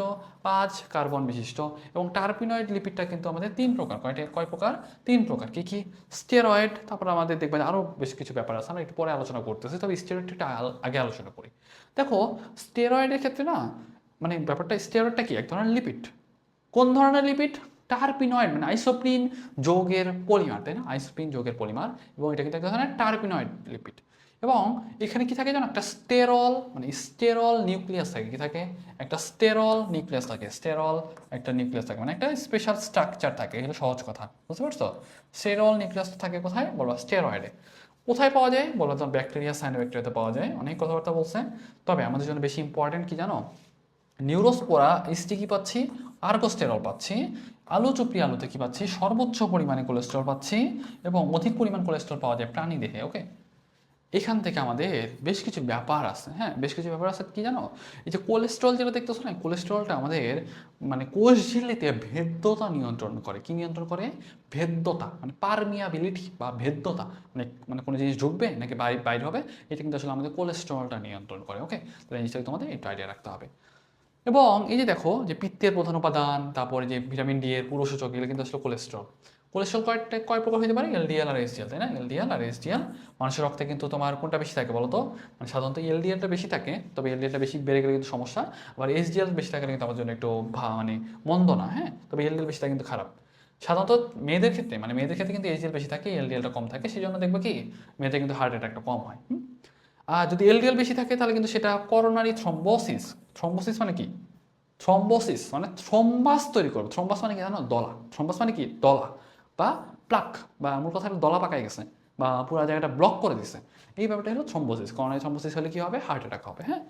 আর একটা জিনিস মনে রাখো, আমাদের জন্য এইচডিএল এর মানটা হতে হবে 40-এর বেশি, আর এলডিএলটা হতে হবে তোমার 100-এর কম। তাহলে জিনিসটাকে মনে রাখবা। একটা জিনিস একটু খেয়াল করো যে কোলেস্ট্রলের গঠনটা হলো এই যে এটা, হ্যাঁ, কোলেস্ট্রল গঠনটা এটা আবার মুখস্থ করতে যায় না, হ্যাঁ, এটা আবার মুখস্থ করতে যায় না। দেখো টার্পিনয়েডস, টার্পিনসটা কিন্তু একটা টার্পিনয়েড লিপিড, তাই না? কয়টা মানে কয়টা কার্বন পরমাণু বিশিষ্ট? 10 থেকে 40টা কার্বন বিশিষ্ট। এবং এটা কোথায় পাওয়া যায়? পুদিনা, তুলসী, উদাই তেল হিসেবে টার্পিনস পাওয়া যায়। মেনলি তোমার সুগন্ধি প্রসাধনীতে ব্যবহৃত হয়। এবং রাবারে দেখো 3000 থেকে 6000 আইসোপিন একক নিগঠিত হয়। এবং মূল কথা হইল যে রাবার তো তুমি জানো, রাবারের কাজ কি? বিভিন্ন ধরনের কাজ থাকতে পারে, মানে তোমার টায়ার বা আনুষঙ্গিক এই ব্যাপারগুলোতে মেনলি হেল্প করে। সামনে চলে আসো, এখান থেকে আমাদের জন্য খুব একটা দরকার নাই, ক্যারোটিনয়েডে চলে আসো। ক্যারোটিনয়েড কিন্তু একটা আলোক শোষণকারী একটা পিগমেন্ট, হ্যাঁ, আলোকে শোষণ করতে পারে এরকম একটা পিগমেন্ট, যেটা কিন্তু ফটোট্রপিজম ঘটাইতে পারে। মানে মূল কথা আলোর দিকে, তুমি তো জানো আমরা কিন্তু ট্যাক্সিস বা ওই ব্যাপারগুলো পড়াইছিলাম, তাই না? মূল কথা আলোর প্রতি একটা তোমার সেন্সিটিভিটি দেখাইতে পারে কে, বা আলোর প্রতি সেন্সিটিভিটি দেখানো যেটা সেটাকে বলে ফটোট্রপিজম। এই ফটোট্রপিজমটা দেখাইতে পারে বিটা ক্যারোটিন, বা মনে করো যে ক্যারোটিনয়েডসের মধ্যে অনেকগুলো উদাহরণ দেওয়া আছে। দেখো এই যে আমাদের বিটা ক্যারোটিন দেখতেছো না, এই বিটা ক্যারোটিনটা কিন্তু ভেঙে দুই অন্য ভিটামিন এ তৈরি করে, যেটা পরবর্তীতে কিন্তু রডপসিন তৈরি করে। এবং রডপসিন কিন্তু আমাদের রাতের বেলা দেখতে হেল্প করে, তাই না? মেনলি আমরা এই যে দেখো, আমরা কিন্তু যখন বলি যে রাতকানা রোগ হয়েছে, তাতে কিন্তু আমরা ভিটামিন এ খেতে পারি বলি, বা ভিটামিন এ সম্বলিত যে খাবারগুলো আছে সেগুলো কিন্তু তাদের বেশি বেশি খেতে বলি। কেন? কারণ সেগুলো কিন্তু আমাদের বিটা ক্যারোটিন আছে, বিটা ক্যারোটিন থেকে কিন্তু পরবর্তীতে রড কোষ তৈরি হয়। আলটিমেটলি হলো তোমার রডপসিন যেটা সেটা তৈরি হয়, মেনলি তোমার দেখতে হেল্প করে, হ্যাঁ। আর স্টেরয়েডের উদাহরণ কি বলতো? টেস্টোস্টেরন, এস্ট্রোজেন, এগুলো কিন্তু একটা তোমার স্টেরয়েড জাতীয় হরমোন। কোষের ঝিল্লির গঠনে কিন্তু তোমার স্টেরয়েড হেল্প করে। টেস্টোস্টেরন কিন্তু একটা তোমার হলো হরমোন। বাইল সল যেটা, সেটা কিন্তু তোমার স্টেরয়েড টাইপের। তবে বেশি কোলেস্ট্রল যদি তোমার জমে যায়, সেগুলো কিন্তু তোমার হলো আবার রক্তনালীগুলো কিন্তু ব্লক করে দিতে পারে, যেটা কিন্তু তোমার আবার হার্ট অ্যাটাক করতে পারে, হ্যাঁ। তাহলে এই জিনিসগুলো একটু মনে রাখবা। ভিটামিনগুলো দেখো, ভিটামিনের ক্ষেত্রে একটা জিনিস খেয়াল করো, ক্যারোটিনয়েড থেকে ভিটামিন এ তৈরি হয়। দেখো ক্যারোটিনয়েড থেকে ভিটামিন এ তৈরি হয়। এর অভাব হলে ত্বক শুষ্ক হয়ে যায়, রাতকানা রোগ হয়, বৃদ্ধি রহিত হয়। তাহলে কোশ্চেন করবে ভিটামিন এ এর অভাবে কি হয়? তাহলে বলবা যে ভাইয়া ত্বক শুষ্ক হয়ে যায়, রাতকানা রোগ হয়, বৃদ্ধি কমে যায় বা বৃদ্ধি হয় না। ভিটামিন ডি অন্ত্র থেকে ক্যালসিয়াম শোষণ নিয়ন্ত্রণ করে। কোশ্চেন করবে অন্ত্র থেকে ক্যালসিয়াম শোষণ করে কে? Vitamin D. তারপর দেখো যে ভিটামিন ই হলো তোমার এক ধরনের লিপিড, আর মূল কথা সেটা হলো তোমার জারণ বিজারণ প্রক্রিয়া থেকে হেল্প করে। এগুলো আমরা খুব একটা আমাদের জন্য বেশি ইম্পর্টেন্ট না। একটা জিনিস মনে রাখো, আমি যদি তোমাকে জিজ্ঞাসা করি যে কোনটা, হ্যাঁ, কোনটা আমাদের মেইনলি রক্ত জমাট বাঁধতে হেল্প করে, দেখো তো এই ভিটামিন কে যেটা, হ্যাঁ, একটা মনে রাখো, ভিটামিন বি আর ভিটামিন কে যেগুলো, সেগুলো কিন্তু আমাদের অন্ত্রের ব্যাকটেরিয়াগুলো কিন্তু তৈরি করে দিতে পারে। এবং ভিটামিন কে ডিপেন্ডেন্ট বেশ কিছু কিন্তু তোমার ক্লটিং ফ্যাক্টর আছে, হ্যাঁ, ভিটামিন কে এর উপর নির্ভর করে এরকম কিন্তু বেশ কিছু ক্লটিং ফ্যাক্টর আছে। তারা কিন্তু মেইনলি তোমার রক্ত জমাট বাঁধার সাথেও কিন্তু রিলেটেড, তাই না? ওই কথাটাই সাধারণত এখানে বলার চেষ্টা করছে। পানিতে দ্রবণীয় ভিটামিন কি কি বলতো? ভিটামিন বি, সি, আর এখানে কিন্তু এডিইকে যেগুলো, সেগুলো কিন্তু চর্বিতে দ্রবণীয় ভিটামিন বা পানিতে অদ্রবণীয় ভিটামিন। তাহলে আমাদের জন্য বেশি যেটা দরকার, যে লিপিডের ভূমিকা যেটা, সেটা একটু আইডিয়া রাখো। কোজিনেতে দরকার, গ্লাইকোলিপিড সালোক সংশ্লেষণে দরকার, ফসফোলিপিড আমার আয়নের বাহক হিসেবে কাজ করতেছে, ভিটামিন বি, সি পানিতে দ্রবীত হয়, অদ্রবণীয় হলো এডিকে। আর প্রস্থেটিক গ্রুপটা আমরা একটু পরে আলোচনা করবো এনজাইম পার্টটাতে গিয়ে। আর টার্পিন যেটা, সেটা তোমার সুগন্ধি হিসেবে কাজ করে, তাপ নিরোধক হিসেবে কাজ করে। এই ব্যাপারগুলো তোমরা একটু আইডিয়া রাখো, হ্যাঁ। একটু সামনে চলে আসো, এখান থেকে লিপিডের অনেক ব্যাপার স্যাপার বলছে। একটা জিনিস একটু খেয়াল রাখো, এখানে না তোমরা একটা জিনিস দেখবা, স্টেরয়েডের কাজটা একটু পড়ো, হ্যাঁ। 4 কার্বন বিশিষ্ট রিং হরমোনাল সিগন্যালিংয়ে হেল্প করে, ঠিক আছে? কিসে হেল্প করে? হরমোনাল সিগন্যালিংয়ে হেল্প করে কে? স্টেরয়েড। বাকিগুলো তোমরা যদি একটু পড়তে পারো তাহলে তোমার জন্য বেটার। তবে যদি অন্তত পড়তে না পারো, অন্তত যে এইটা একটু মনে রাখো যে ভাই হরমোনাল সিগন্যালিংয়ে হেল্প করতেছে কে? তাহলে যেন তো বলতে পারে স্টেরয়েডটা আমাদের হরমোনাল সিগন্যালিংয়ে হেল্প করতেছে। তো আমাকে একটু কাইন্ডলি জানাও তোমরা এই পর্যন্ত বুঝতে পারছো কিনা, আমাকে একটু কাইন্ডলি জানাও তো এই পর্যন্ত বুঝতে পারছো কিনা। এনজাইমের পার্টটাতে একটা জিনিস একটু খেয়াল করো যে এনজাইমের পার্টটা আমাদের জন্য বেশি ইম্পর্টেন্ট কেন, এখান থেকে অনেক অনেক এমসিকিউ হয়। এখানে আসলে আমাদের বোঝার মতো জিনিস আসলে কমই আছে। তো আমাদের জন্য যেই জায়গাটা বেশি ইম্পর্টেন্ট, এনজাইম রিলেটেড বেশ কিছু শর্ট কোশ্চেন, জাস্ট একটা ছোটো ছোটো ছোটো ছোটো একটা ধরা এমসিকিউ থাকে, যেগুলো বারবার বারবার আসে, না আসবেই আর কি, আসার মতোই। তাহলে এই জিনিসগুলো তোমার আইডিয়া রাখতে হবে। দেখো বিজ্ঞানী তোমার বিজ্ঞানী কোন সর্বপ্রথম এনজাইম শব্দটা ব্যবহার করেন, তাহলে আমি যদি জিজ্ঞাসা করি এনজাইম শব্দটা প্রথম ব্যবহার করেন কে, বিজ্ঞানী কোন। আর যদি বলি যে ভাই ইস্ট কোষে জাইমেজ আবিষ্কৃত হয় কত সালে, 1897 সালে, যদি মনে রাখতে পারো তাহলে তো ভালোই। তবে যদি বলি তোমাকে যে প্রথম প্রথম ইউরিয়াস নামক এনজাইমটা আলাদা করেন কে, বলো বিজ্ঞানী সামনার, হ্যাঁ। বিজ্ঞানী সামনার সর্বপ্রথম ইউরিয়াস নামক এনজাইমটা আলাদা করেন, তাহলে জিনিসটা তোমাদের মনে রাখতে হবে। আর যদি আমি জিজ্ঞাসা করি ভাই এনজাইম জিনিসটা অ্যাকচুয়ালি কি, তাই না? তোমার তো কোশ্চেন মনে হতে পারে ভাই এনজাইম যে বলতেছি, এনজাইম জিনিসটা কি। মনে রাখবে এনজাইমটা তোমার প্রোটিন টাইপের পদার্থ, যেটা কোনো একটা বিক্রিয়ার হারকে বাড়াইতে পারে, কমাইতে পারে এবং নিজে কিন্তু অপরিবর্তিত থাকে, এটা কিন্তু তোমার এনজাইম, ওকে। তো আমি জিজ্ঞাসা করি যে ভাই এনজাইমের ক্ষেত্রে আর কি কি ব্যাপার আছে, এনজাইমের আমাদের ভৌত ধর্মটা আমাদের একটু দরকার। মনে রাখবে এটা কিন্তু আসলে প্রোটিন ধর্মী, কি ধর্মী? প্রোটিন ধর্মী এবং কলয়েড টাইপের, পিএইচ দ্বারা নিয়ন্ত্রিত হয়। কারণ পিএইচ যদি কম বেশি হয় তাহলে কিন্তু প্রোটিনটা নষ্ট হয়ে যায়, তখন কিন্তু এই এনজাইমগুলো কাজ করে না। আর নর্মালি মনে রাখবো 35 থেকে 40 ডিগ্রির মাঝে সবচেয়ে বেশি কাজ করে, এই জিনিসটা তোমার জন্য বেশি ইম্পর্টেন্ট। পাশাপাশি এনজাইম খুব অল্প পরিমাণ তাপমাত্রা, মানে অল্প পরিমাণ অবস্থায় থাকে এবং বিক্রিয়ার হারকে কিন্তু ত্বরান্বিত করে, এই জিনিসটাকে তোমাদের আইডিয়া রাখতে হবে। এবং একটা জিনিস একটু খেয়াল করো যে প্রখর আলোর প্রভাবে কিন্তু এনজাইমের কার্যকারিতা নষ্ট হয়ে যায়, এই ব্যাপারটা তোমরা একটু রিডিং দিবা, ওকে। আমাদের জন্য এখান থেকে বোঝার মতো আসলে খুব একটা কিছু নাই, যে জিনিসটা আমাদের দরকার যে কত ডিগ্রি টেম্পারেচার মধ্যে ভালো কাজ করে, কত ডিগ্রিতে তোমার নষ্ট হয়ে যায়, এই ব্যাপারগুলো আমাদের জন্য বেশি ইম্পর্টেন্ট। এখান থেকে এই পার্টটা তোমরা যদি একটু রিডিং দিতে পারো তোমাদের জন্য একটু বেটার। আর যদি মনে হয় যে না ভাই রিডিং দিতে চাচ্ছি না, তাহলে আশা করি দরকার নাই। কারণ আমাদের জন্য দরকার যেটা, সেটা আমরা একটু পরে যে এনজাইমের ব্যবহারগুলো, সেগুলো আমাদের জন্য বেশি ইম্পর্টেন্ট। দেখো সাবস্ট্রেটের এনজাইমের প্রকারভেদ, হ্যাঁ, বা এনজাইমের নামকরণ যেটা, সেটা কিন্তু আমরা অনেকভাবে করতে পারি। সাবস্ট্রেটের নাম অনুসারে করতে পারি, বিক্রিয়ার ধরন অনুসারে করতে পারি, মানে সাবস্ট্রেট বিক্রিয়ার মিলিত বৈশিষ্ট্য অনুসারে করতে পারি। দেখো সাবস্ট্রেটের ধরন অনুসারে সুক্রোজের সাথে যদি বিক্রিয়া করে তাহলে বলবো সুক্রেজ, ইউরিয়ার উপরে ইউরিয়েস, তোমার আর্জিনের উপর আর্জিনেস। তার মানে তোমরা জাস্ট একবার নামগুলো একবার রিডিং দেখে রাখতে পারো, কখনো আমি খুব একটা কোশ্চিন আসতে দেখি না এখান থেকে, হ্যাঁ। আর বিক্রিয়ার ধরন অনুসারে যদি বলতে চাই তাহলে দেখো হাইড্রোলাইসিস, তাহলে সেটা বলবো তোমার হাইড্রোলেজ। তখন আমি জিজ্ঞাসা করি যে হাইড্রোলাইসিস প্রক্রিয়া হেল্প করবে কে, হাইড্রোলেস। যদি বলি ভাই অক্সিডেশন প্রক্রিয়া হেল্প করবে কে, তাহলে বলো অক্সিডেস। রিডাকশন বিক্রিয়া হেল্প করবে কে, তাহলে রিডাকটেস। তাহলে এই ব্যাপারগুলো তোমরা মোটামুটি পারার উচিত। তারপর দেখো যে তবে এখান থেকে কোশ্চিনটা করতে পারে কি জানো, যে তোমার যে বলতে পারে বিক্রিয়ার ধরন অনুসারে তোমার এনজাইমের প্রকারভেদ নয় কোনটি, এভাবে কিন্তু কোশ্চিন করতে পারে, বা উদাহরণ নয় কোনটি, এভাবে কোশ্চিন করতে পারে। আর সাবস্ট্রেট বিক্রিয়া মিলিত বৈশিষ্ট্য অনুসারে কিন্তু নাম কিছু করা যায়। যেমন এটা একটা উদাহরণ বলছে কি, এই যে হেক্সোকাইনেস, মানে বিক্রিয়ার টাইপটা হলো কাইনেস টাইপের। তার মানে কাইনেস মানে তোমরা একটা জিনিস মনে রাখবা, কাইনেস মানেই হলো ফসফেট গ্রুপ যুক্ত করা বা তোমার অপসারণ করা, হ্যাঁ। ফসফেট রিলেটেড কথাবার্তা হবে, হ্যাঁ। কাইনেস মানেই হলো ফসফেট রিলেটেড কথাবার্তা হবে। আর যদি যেইটার উপরে কাজ করতেছে সেটা যদি 6 কার্বন বিশিষ্ট হয় তাহলে কি হেক্সোস, তার মানে হেক্সোকাইনেস। তার মানে 6 কার্বন বিশিষ্ট কোনো একটা যৌগের সাথে হয় ফসফেট যুক্ত করতেছো বা ফসফেট সরাই নিচ্ছ, এটাকে এই যে এই বিক্রিয়া যেটা, সেটা থেকে হেল্প করবে, হেক্সোকাইনেস হেল্প করবে। তাহলে জিনিসটা তোমাদের একটু আইডিয়া রাখতে হবে, হ্যাঁ। একটু সামনে চলে আসো, প্রস্থেটিক গ্রুপের ক্ষেত্রে আমাদের একটা ব্যাপার আছে, হ্যাঁ। আমি তোমার একটা ব্যাপার বলি, সব এনজাইম প্রোটিন, কারণ আমরা বলছি যে মানে এনজাইম পুরাটাই প্রোটিন টাইপের। তবে হরমোনগুলো যেগুলো থাকে না, হরমোনগুলো কিন্তু প্রোটিনও হইতে পারে, লিপিডও হইতে পারে। তার মানে সহজ কথা, এনজাইম কি প্রোটিন ছাড়া অন্য কিছু হইতে পারে? কোনো কিছুই হইতে পারে না। প্রোটিন ছাড়া কখনোই হরমোন এনজাইম হওয়া সম্ভব না। তবে হরমোনগুলো কিন্তু প্রোটিন, লিপিড অনেক কিছুই হইতে পারে। তাহলে এই জিনিসটা তোমাকে আইডিয়া রাখতে হবে। দেখো যে এনজাইম শুধুমাত্র প্রোটিন দিয়ে গঠিত সেটাকে বলে সরল এনজাইম। তার মানে প্রোটিন ছাড়া আর কিছু নাই, তাহলে সেটা কি? সরল এনজাইম। কিন্তু প্রোটিনের সাথে আরও কিছু যুক্ত আছে, সেটা সেটা কী হয়ে যাবে? সেটা কিন্তু তোমার হলো মেইনলি, সেটাকে আমরা কী বলবো বলো, কনজুগেটেড প্রোটিন বা যুগ্ম প্রোটিন। তার মানে সহজ কথা, শুধু প্রোটিন কী হবে? সরল প্রোটিন। যদি বলি যে ভাই প্রোটিনের সাথে আরও কিছু আছে, তাহলে সেটা কী বলবা? তাহলে সেটা বলবো তোমার কনজুগেটেড প্রোটিন। তাহলে এই যে কনজুগেটেড প্রোটিন মানে কি?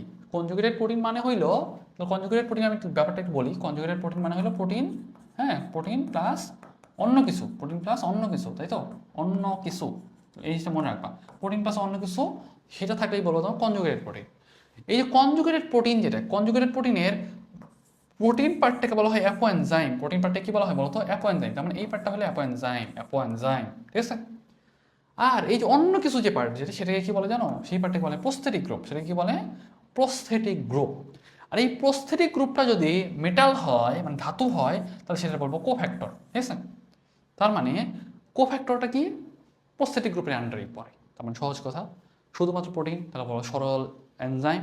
যদি বলি যে প্রোটিন বাদেও আর কিছু আছে, তাহলে সেটা বলবো কনজুগেটেড তোমার প্রোটিন। আর যদি বলি যে ভাইয়া এখানে, হ্যাঁ এখানে যদি বলি যে প্রোটিন পার্টটা, কনজুগেটেড প্রোটিনের প্রোটিন পার্টটা কি বলবো? তাহলে বলবো অ্যাপোএনজাইম। বাকি পার্টটা, অন্য কিছু পার্ট যেটা, সেটা কি বলবো? সেটাকে বলবো তোমার হলো মেইনলি প্রস্থেটিক গ্রুপ। প্রস্থেটিক গ্রুপটা যদি ধাতু হয়ে থাকে সেটাকে বলা হয় কোফ্যাক্টর। পূর্বে কিন্তু এদেরকে অ্যাক্টিভেটর বলা যায়। মেইনলি আয়রন, ম্যাগনেসিয়াম, জিঙ্ক এগুলো কিন্তু তোমার কোফ্যাক্টর হিসেবে কাজ করতে পারে বা অ্যাক্টিভেটর হিসেবে কাজ করতে পারে। এই হলো মূল কথা। আর কোএনজাইমটা কি? কোএনজাইম হলো এনজাইমের প্রস্থেটিক গ্রুপটি কোনো জৈব রাসায়নিক পদার্থ হলে সেটাকে বলা হয় কোএনজাইম। তার মানে প্রস্থেটিক গ্রুপটাকে আমরা কি বলছি? আচ্ছা, প্রস্থেটিক গ্রুপটা কি অ্যাকচুয়ালি বলো তো?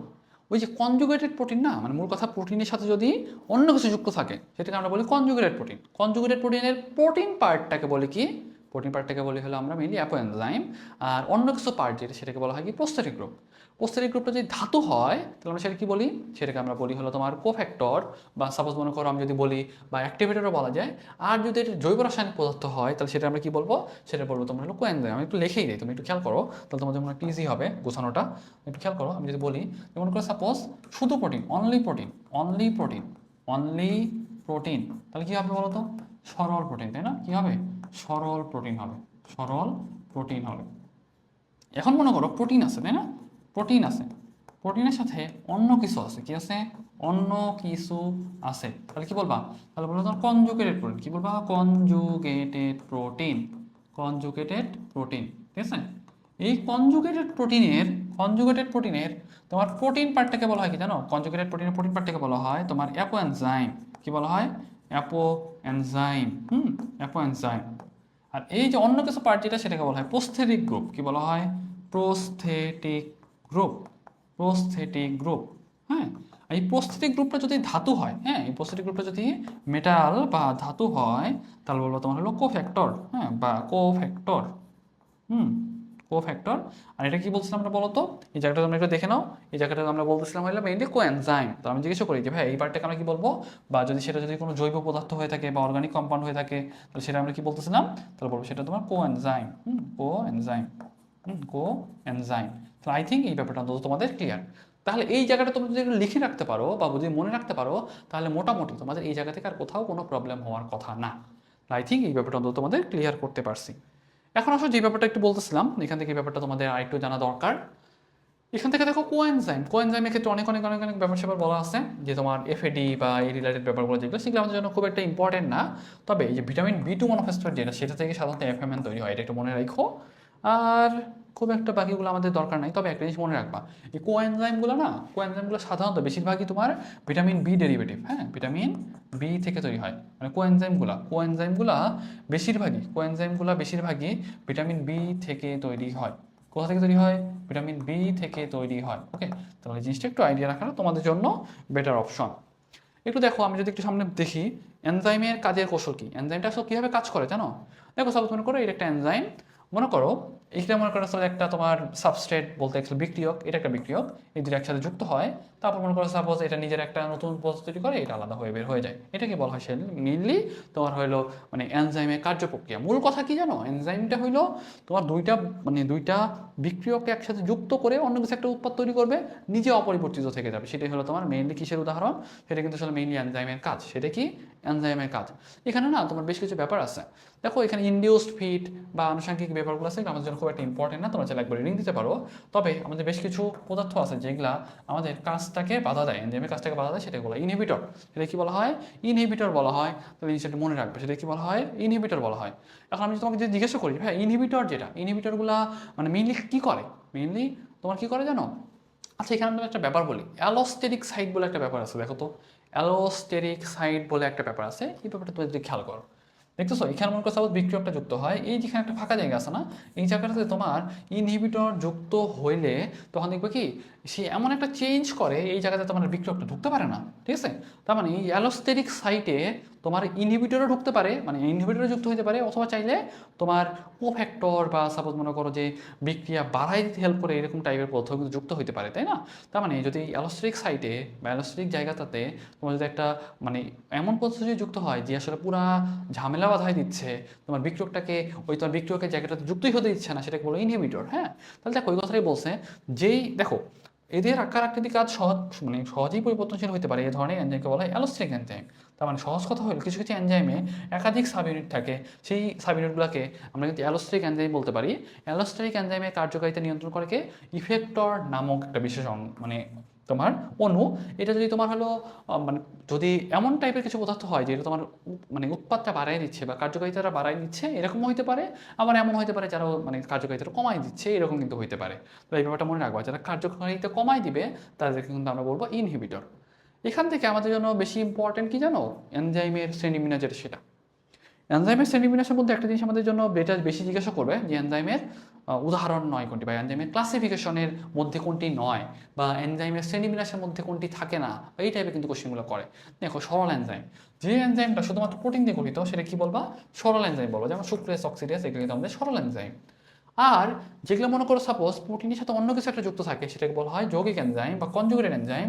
উদাহরণ কি এফএডি, এনএডি। তার মানে এফএডি, এনএডি এগুলো কিন্তু একটা মানে কনজুগেটেড এনজাইম বা কমপ্লেক্স এনজাইমের উদাহরণ। তাহলে এই জিনিসটা মনে রাখতে হবে। তারপর দেখো অক্সিডো রিডাকটেস, তার মানে আমরা যদি দেখো আমরা কিন্তু কী ধরনের বিক্রিয়াকে প্রভাবিত করতেছে এটার উপর নির্ভর করে আমরা কিন্তু এনজাইমগুলোকে অনেকগুলো ভাগে ভাগ করতে পারি। হ্যাঁ, আমি এটা আমাদের জন্য না কয়েকটা আছে, প্রথম 6টা মুখস্থ করাটা একটু আমাদের জন্য দরকার, বুঝছো। প্রথম 6টা মুখস্থ করাটা একটু আমাদের জন্য দরকার, কেন জানো? কারণ আইইউবি অনুসারে এনজাইম প্রথম কয় প্রকার, 6 প্রকার। তার মানে আমাদের প্রথম 6টা কিন্তু আমাদের নামগুলো মুখস্থ করাটা আমার জন্য বেটার অপশন বা মনে রাখতে হবে, কারণ আমরা মেডিকেল এসেও আমরা এই নামগুলো মুখস্থ করি। এটা আমি মনে রাখতাম কেন জানো, টু হিল দিয়ে, বুঝছো, টু হিল এরকম করে আমি মনে রাখতাম। টু হিল, আমি কোন দিকে যাচ্ছি, মনে করছো আমি ট্যুরে যাচ্ছি, ট্যুরে গেলে আমি মনে করো পাহাড়ে যাবো, তাই না। কোথায় যাচ্ছি, পাহাড়ের দিকে যাচ্ছি, মানে হিলের দিকে যাচ্ছি, টু হিল। তার মানে টিতে আমরা নামগুলো একটু পরে পড়তেছি, আপাতত একটু দেখো। ও থেকে অক্সিডো রিডাকটেস, তাই না। অক্সিডো মানে কি, অক্সিডেশন করবে আর রিডাকশন করবে। তার মানে এটা মূল কথা হলো জারণ বিজারণ বিক্রিয়ার সাথে রিলেটেড। তার মানে ইলেকট্রন অপসারণ করবে, সেটা অক্সিডেশন। আবার সেটা কিন্তু হাইড্রোজেন যুক্ত করতে পারে, সেটা কিন্তু একটা রিডাকশন। তার মানে মূল কথা জারণ বিজারণ বিক্রিয়াতে হেল্প করবে। উদাহরণগুলো যদি তুমি চাও একটু পড়তে পারো, মোটামুটি জাস্ট একটা যদি মনে রাখতে পারো তোমাদের জন্য বেটার। সাইটোক্রোম অক্সিডেজ বা ফসফোগ্লিসালডিহাইড ডিহাইড্রোজিনেস। তার মানে সহজ কথা হইলো অক্সিডেজ বা ডিহাইড্রোজিনেস, এই দুটো ওয়ার্ড তুমি যদি পাও তাহলে সেগুলোই কিন্তু একটা অক্সিডো রিডাকটেজ এনজাইমের উদাহরণ। ওকে, তাহলে এই জিনিসটা মনে রাখবা। তারপর দেখো যে ট্রান্সফারেজের উদাহরণ কি, ট্রান্সফারেজের মূল কাহিনীটা কি একটু দেখো। এই জাতীয় এনজাইম কোনো একটা পদার্থ থেকে একটা গ্রুপকে অপসারিত করে অন্য একটা গ্রুপ মানে পদার্থের সাথে যুক্ত করতে হেল্প করে। উদাহরণ কি কাইনেস। তাহলে মূল কথা মনে রাখবা টাকা দিয়ে, বুঝতে পারছো, টাকা। হ্যাঁ, তাহলে দেখো ট্রান্সফারের উদাহরণ কি বলো, কাইনেস। তো কাজ কি, তোমার ট্রান্সফার করবে, একটা গ্রুপকে আরেক জায়গাতে নিয়ে যাবে, সেটা হলো তোমার ট্রান্সফারেজের উদাহরণ। আর হাইড্রোলাইটিক এনজাইম মানে ভেঙে ফেলতে হেল্প করে। তাই মানে তুমি চ্যাপ্টার 3তে মানে তোমাদের যে পরিপাকের যে চ্যাপ্টার যেটা, সেই চ্যাপ্টার যে এনজাইমগুলোর নাম পড়ো সবগুলো কিন্তু তোমরা এই হাইড্রোলেস টাইপের এনজাইম। দেখো সুক্রেস, প্রোটিয়েজ, দেখো ফসফেটেজ, অ্যাস্টারেজ, এগুলো সবগুলোই হাইড্রোলাইটিক এনজাইমের উদাহরণ, মানে ভেঙে ফেলতে হেল্প করবে। আর লাইগেজটা কি বলতো, লাইগেজটা কি? লাইগেজটা হইল হাইড্রোলাইসিস বা জারণ বিজারণ ছাড়াই অন্য কায়দায় সাবস্ট্রেটের কোনো মূলকে ট্রান্সফার করে। তার মানে কি, ট্রান্সফার করলে তো সেটাকে আমরা ট্রান্সফারেজ বলি, কিন্তু যদি অন্য কায়দায় করে, অন্য কায়দায় বলতে অ্যাকচুয়ালি আমি বলতে চাচ্ছি কোনো হাইড্রোলাইসিস ছাড়া, কোনো তোমার হলো জারণ বিজারণ ছাড়া, সেটাকে আমরা কি বলবো, লাইগেজ। উদাহরণ কি অ্যালডোলেজ, আইসোসাইটেড লাইগেজ, ফিউমারেজ, এই উদাহরণগুলো একটু পড়ো, এটা তোমাদের জন্য বেশি ইম্পর্টেন্ট। কোশ্চেনটা এভাবেই করে যে তোমার হাইড্রোলাইসিস বা জারণ বিজারণ ছাড়া অন্য কায়দায় তোমার হলো এটাকে ট্রান্সফার করে কে, তাহলে বলবো তোমার লাইগেজ। আইসোমারেজ কি, আইসোমারে পরিণত করবে, এটা তো জানোই, যেমন ফসফোগ্লুক আইসোমারেজ বা মিউটেজ, নামটা মনে রাখবা। আর লাইগেজের উদাহরণ কি, লাগাই দিবে, তাই না, দুটা সাবস্ট্রেটকে লাগাই দিবে। নামগুলো মনে রাখতে পারলে ভালো, না রাখতে পারলে কোনো সমস্যা নাই। এপিমারেজের উদাহরণ কি, এপিমারেজের উদাহরণ তোমার এপিমারেজের উদাহরণ আপাতত দেওয়া নাই এখানে।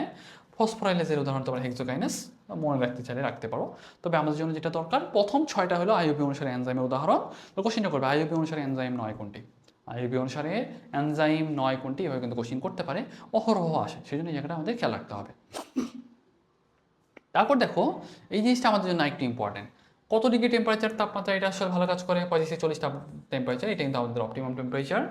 আর এই যে তুমি একটা দেখতেছো না, এই যে আমাদের এই পার্টটা দেখতেছো, এটা আমরা মনে রাখি কেমন জানো? পাই সেট দিয়ে, পি দিয়ে পাই সেট, পাই সেট। দেখো পিতে কি পেপসিন, তারপরটা কি ইনভার্টেস, তারপরটা তোমার সেল বায়াস, তারপর ইতে কি ইউরেস, আর তোমার হলো টিতে ট্রিপসিন।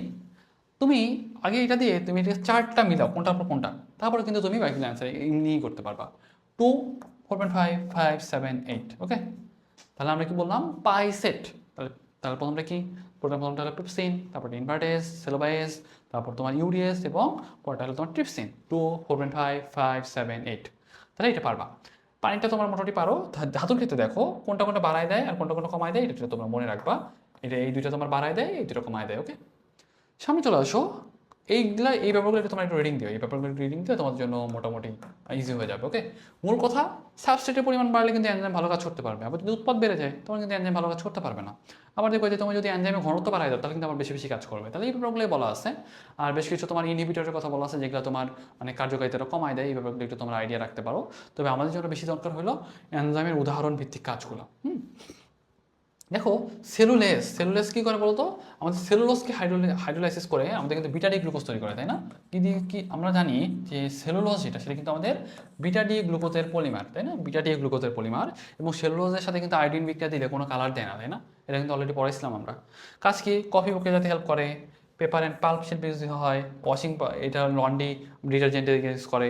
ফলে মানে মূল কথা যতটুকু আইডিয়া রাখতে পারো তোমরা, আইডিয়া রাখাটা বেটার অপশন। তবে কফি প্রক্রিয়াজাত কারণে এটা একটু দেখো, পেপার অ্যান্ড পাল্প এটা তো একটু মনে রাখো, এই দুটো মনে রাখতে পারলে মোটামুটি তোমার জন্য এনাফ। দেখো প্রোটিয়াজের ক্ষেত্রে দেখো বিভিন্ন শিল্প ওষুধ তৈরিতে মেনলি হেল্প করে, এগুলো আমাদের লাগে না। যেটা লাগে হলো রক্ততন্ত্র নিয়ন্ত্রণে প্রোটিয়াজ নামক এনজাইম হেল্প করে, এটা আমাদের জন্য বেশি ইম্পর্টেন্ট। পাশাপাশি এই ব্যাপারগুলো মনে রাখবা, প্রোটিয়াজের কাজ হলো প্রোটিনকে ভেঙে অ্যামিনো অ্যাসিডে পরিণত করতে হেল্প করে, এবং বীজে সঞ্চিত প্রোটিন অঙ্কুরোদ্গমের সময় প্রোটিয়াজ এনজাইমের সহায়তায় ভেঙে যায়, এবং সেখান থেকে কিন্তু পরবর্তীতে গ্লুকোজে পরিণত হয়। কিভাবে? আমরা জানি গ্লুকোনিওজেনেসিস প্রক্রিয়ার মাধ্যমে আমরা কিন্তু নন কার্বোহাইড্রেট উৎস থেকে গ্লুকোজ তৈরি করতে পারি। এই সেম প্রক্রিয়াটা এখানে হয়, কারণ এই প্রোটিন যেটা, প্রোটিনটাকে অ্যামিনো অ্যাসিড তৈরি করে, অ্যামিনো অ্যাসিড কিন্তু গ্লুকোনিওজেনেসিস প্রক্রিয়ার মাধ্যমে তোমার কিন্তু ওই যে গ্লাইওক্সিসম নামে একটা অঙ্গ ছিল, সে কিন্তু তোমার গ্লুকোনিওজেনেসিস প্রক্রিয়ায় গ্লুকোজ তৈরি করে দেয়, ওই উদ্ভিদটা কিন্তু বেঁচে থাকে। ব্যাপারটা বুঝতে পারছো? তো এই ব্যাপারটা মনে রাখবা। অ্যামাইলেজে চলে আসো। অ্যামাইলেজ কোথেকে পাওয়া যায়? এই দেখো স্টার্চের প্রধান উপাদান কিন্তু অ্যামাইলেজ। হ্যাঁ, আমি কিন্তু গতদিন পড়ছিলাম অ্যামাইলেজ থাকে, অ্যামাইলোজ থাকে, অ্যামাইলোপেকটিন থাকে, ব্যাপারগুলো সাথে রিলেটেড কিন্তু বেশ কিছু কালারও ছিল। অ্যামাইলোজটা দেখো, অ্যামাইলেজ কিন্তু দুই টাইপের হতে পারে, একটা আলফা আর বিটা। আলফা অ্যামাইলেজকে ভেঙে আমরা কিন্তু ডেক্সিনে পরিণত হয়, আর বিটা অ্যামাইলেজটা কিন্তু পরবর্তীতে মল্ডোজে পরিণত করে। আপাতত আমাদের জন্য খুব একটা ইম্পর্টেন্ট না, যেটা আমাদের জন্য বেশি দরকার প্যানক্রিয়াটিক এনজাইম রিপ্লেসমেন্ট থেরাপি হিসেবে এটা কিন্তু আমাদের সাধারণত ইউজ হয়, ওকে। আর বাকিগুলো তোমরা চাইলে একটু দেখতে পারো। অ্যামাইলেজ থেকে কিন্তু আলটিমেটলি অ্যামাইলোজকে ভেঙে মদ তৈরি বা বিয়ার তৈরিতে কিন্তু হেল্প করে। দেখো ক্যাটালিস্ট এনজাইমের কাজ কি এটা কিন্তু তোমরা জানো, যে তোমাদের পারক্সিসম যে একটা অঙ্গ ছিল সেখানে ক্যাটালিস্ট এনজাইম ছিল, সেটা কাজ কি? পারক্সাইডকে ভেঙে আলটিমেটলি সেটা কিন্তু পানি আর অক্সিজেনে পরিণত করে, তাই না? তো মূল কথা হইলো এটা কিন্তু পারক্সাইডকে ভেঙে পানি আর অক্সিজেন পরিণত করবে, এবং এটা কিন্তু মেনলি পারক্সাইড যেটা সেটা কিন্তু আমাদের জন্য খারাপ, এবং এটা কিন্তু পানি আর অক্সিজেন পরিণত করে। দেখো পনি তৈরির পূর্বে হাইড্রোজেন পারক্সাইড অপসারণে হেল্প করে, তারপর কন্ট্যাক্ট লেন্স পরিষ্কার করতে হেল্প করে, এগুলো তোমরা একটা আইডিয়া রাখো। এবং বস্ত্র শিল্পেও কিন্তু ক্যাটালিস্ট এনজাইম ইউজ করা হয়। এখন আমাদের দরকার জাইমেস। মনে রাখবা জাইমেস এনজাইম যেটা দেখতেছো, জাইমাসটা কিন্তু কোথায় পাওয়া যায় বলো তো? ইস্টে পাওয়া যায়। কোথায় পাওয়া যায়? ইস্টে পাওয়া যায়। জিনিসটা মনে রাখতে হবে, কোথায় পাওয়া যায়? ইস্টে পাওয়া যায়। এবং ইস্ট থেকে জাইমেস এনজাইম সংগ্রহ করে আমাদের কিন্তু বদহজম হওয়া রোগীদের ওষুধ হিসেবে ইউজ করা হয়। তাহলে এই জিনিসটা তোমাদের মনে রাখতে হবে। আমরা জিজ্ঞাসা করি যে ভাইয়া আমাদের জাইমেস এনজাইমটা কোথায় পাওয়া যায় বলো তো? জাইমেস এনজাইমটা সাধারণত কিন্তু ইস্টে পাই। তাহলে আমরা ইস্ট থেকে কী কী পাই জানো? আমরা ইস্ট থেকে পাই হলো জামাই। হ্যাঁ, ইস্ট থেকে কী কী পাই জানো? জামাই, জাইমেস, হ্যাঁ জাইমেস, তারপরে হলো মল্টেস, জাইমেস, মল্টেস, হ্যাঁ মল্টেস, আর এটা কি? ইনভার্টেস, ইনভার্টেস, ইনভার্টেস। তাহলে এই জিনিসগুলো তোমাদের আইডিয়া রাখতে হবে। কী কী পাই? জাইমেস, মল্টেস, ইনভার্টেস পাই। তার মানে এই থেকে কিন্তু আমরা জাইমেস পাচ্ছি। অ্যালকোহল উৎপাদন কিন্তু আমাদের জাইমেস লাগে, বুঝছো? এটা মনে রাখবা। তারপর দেখো লাইপেসটা কি? লাইপোলাইসিস প্রক্রিয়ায় হেল্প করে। তার মানে লিপিডকে ভাঙতে হেল্প করে কে? লিপিডকে ভাঙতে হেল্প করে মেইনলি লাইপেস। এবং লাইপেস কিন্তু আমাদের মেইনলি অগ্নাশয়ের বিভিন্ন রোগ নির্ণয়ে সাহায্য করে। তাহলে সেটা তোমাদের মনে রাখতে হবে। আরও বেশ কিছু কাজ আছে, একটু দেখো। ফলের রস তৈরিতে দেখো, ফলের রস তৈরিতে কিন্তু আমরা হলো পেকটিন ইউজ করি, তাই না? কি ইউজ করি? পেকটিন ইউজ করি। কেন? ঘোলাটা অবস্থাটা দূর হয়। দুধের থেকে পনির তৈরি কিন্তু আমরা রেনিন ইউজ করি, এটা পড়বা। তারপর দাগ উঠাইতে আমরা অ্যামাইলেজ লাইপেস ইউজ করি, এটা দেখো। চামড়া মানে উঠাইতে আমরা কিন্তু প্রোটিওলাইটিক মানে এনজাইম ইউজ করি। কেন? চামড়ায় কিন্তু আমাদের প্রোটিন থাকে, তাই না? চামড়া কি থাকে? প্রোটিন থাকে। তার মানে আমরা কিন্তু চামড়া থেকে মিলে মনে রাখবা আমাদের কিন্তু চামড়ার লোম মুক্ত করতে কি ইউজ করা হয়? প্রোটিওলাইটিক এনজাইম ইউজ করা হয়। হজম সংশোধনে কিন্তু এই যে পেপসিন, অ্যামাইলেজ, ট্রেপেইন ইউজ করি। কেন? মানে এগুলো কিন্তু আমাদের হলো চ্যাপ্টার 3-তে ছিল। এই এনজাইমগুলো কিন্তু আমাদের মেইনলি তোমার হজম ব্যাপারটার সাথে রিলেটেড বা পরিপাক ব্যাপারটার সাথে রিলেটেড, সেই এই ব্যাপারগুলো আমরা ইউজ করি। তারপর দেখো ইউরিয়া শনাক্ত করতে ইউরিয়া ইউজ করব, ইউরিয়া শনাক্ত করতে ইউরিয়া ইউজ করব, আর ইউরিক অ্যাসিড শনাক্ত করতে আমরা ইউরিক অ্যাসিড ইউজ করব। এবং দেখো ডক্টর জোসেফ স্পিনা তোমার একটা 0.025 সেন্টিমিটার প্রশস্ত ছিদ্র তৈরি করে তোমার ট্রিপসিন দিয়ে তোমার হলো চোখের লেন্সটার যে ক্যাটারেক্ট হয়ে যায় না, ছানি পড়ে, ওই ছানি পড়ার যে ট্রিটমেন্ট উনি কিন্তু এটা করছিল। ছানি পড়লে আসলে কী হয় জানো? যে আমাদের যে লেন্সটা আছে না, লেন্সটা কালো যে একটা লেন্স আছে মানে লেন্সটা তো আসলে আমাদের মানে দ্বিউত্তল টাইপের। এই লেন্সটা যত বয়স হয় আস্তে আস্তে আস্তে কিন্তু ঘোলা হয়ে যায়। মানে মূল কথা ক্যাটারেক্টের ক্ষেত্রে আমাদের লেন্স যেটা সেটা কিন্তু আসলে ঘোলাটে হয়ে যায়। ওই ঘোলাটে লেন্সটাকে গলায় ফেলে বা বের করে এনে নতুন একটা লেন্স দিয়ে দেওয়া হয়। এটা হলো তোমার মেইনলি ক্যাটারেক্টের অপারেশনে করে। মূল কথা ডক্টর জোসেফ স্পিনা সর্বপ্রথম এই যে তোমার মানে ঘোলা হয়ে যাওয়া লেন্সটাকে প্রথমে তোমার ওই টিপসিন দিয়ে তোমার ইয়া করে নিয়ে পরে কিন্তু ওটা বের করে নিয়ে চলে আসছিল। ওকে, এইভাবে তিনি আসলে একটা তোমার ক্যাটারেক্টের অপারেশন করছিল, ওই কথাটার কথা এখানে সাধারণত বলতেছে। আপাতত এই জিনিসটা মনে রাখো। কতটুকু মানে প্রশস্ত ছিদ্র করছে? 0.025 সেন্টিমিটার প্রশস্ত একটা ছিদ্র করছে, এটা একটু মনে রাখবা।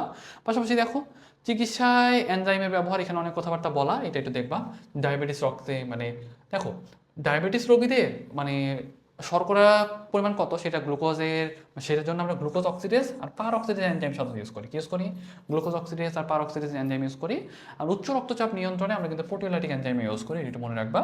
আইসক্রিম তৈরিতে আমরা কিন্তু ল্যাকটেজ এনজাইম ইউজ করি। তারপর ইনভার্টেজ দিয়ে আমরা কিন্তু ক্যান্ডি তৈরি করি, তাই না? ইনভার্টেজ দিয়ে আমরা কি তৈরি করি? ক্যান্ডি তৈরি করি। তারপর দেখো জমাট রক্ত গলাইতে কিন্তু আমরা এই যে ইউরোবাইলেজ নামক একটা এনজাইম আছে যেটা কিন্তু আমরা রক্ত জমাট বাঁধাইতে হেল্প মানে গলাইতে হেল্প করে। এবং ফটোগ্রাফিক ফিল্মে এগুলো আসলে আমাদের একটা লাগে না, রাবার শিল্পে আমাদের ক্যাটালেজ লাগে, এগুলো একটু মনে রাখতে পারলে আমাদের জন্য মোর দেন এনাফ। তারপর দেখবা যে ওই যে আমাদের রিকম্বিনেন্ট ডিএনএ আছে না, আমরা কিন্তু রেস্ট্রিকশন এনজাইম দিয়ে কেটে ফেলি, লাইগেজ এনজাইম দিয়ে লাগাই ফেলি, এগুলো কিন্তু আসলে আমাদের একটা এনজাইম। তার মানে আমাদের কিন্তু রিকম্বিনেন্ট ডিএনএ তৈরিতে বা জেনেটিক ইঞ্জিনিয়ারিং কিন্তু আমাদের হেল্প করতেছে। তার মানে এই ব্যাপারগুলো তো আমাদের আইডিয়া রাখতে হবে। তারপরে দেখো এনজাইম আর কোএনজাইমের ব্যাপারটা কি? কোএনজাইম কিন্তু আমরা অলরেডি বলছি, তাই না? ওই যে আমাদের কনজুগেটেড যে এনজাইমগুলো ছিল, মানে সাপোজ মনে করো যুগ্ম এনজাইম যেগুলো, যৌগিক এনজাইম যেগুলো, সেগুলোতে একটা তো প্রোটিন পার্ট, প্রোটিন পার্টটাকে আমরা কি বলতাম?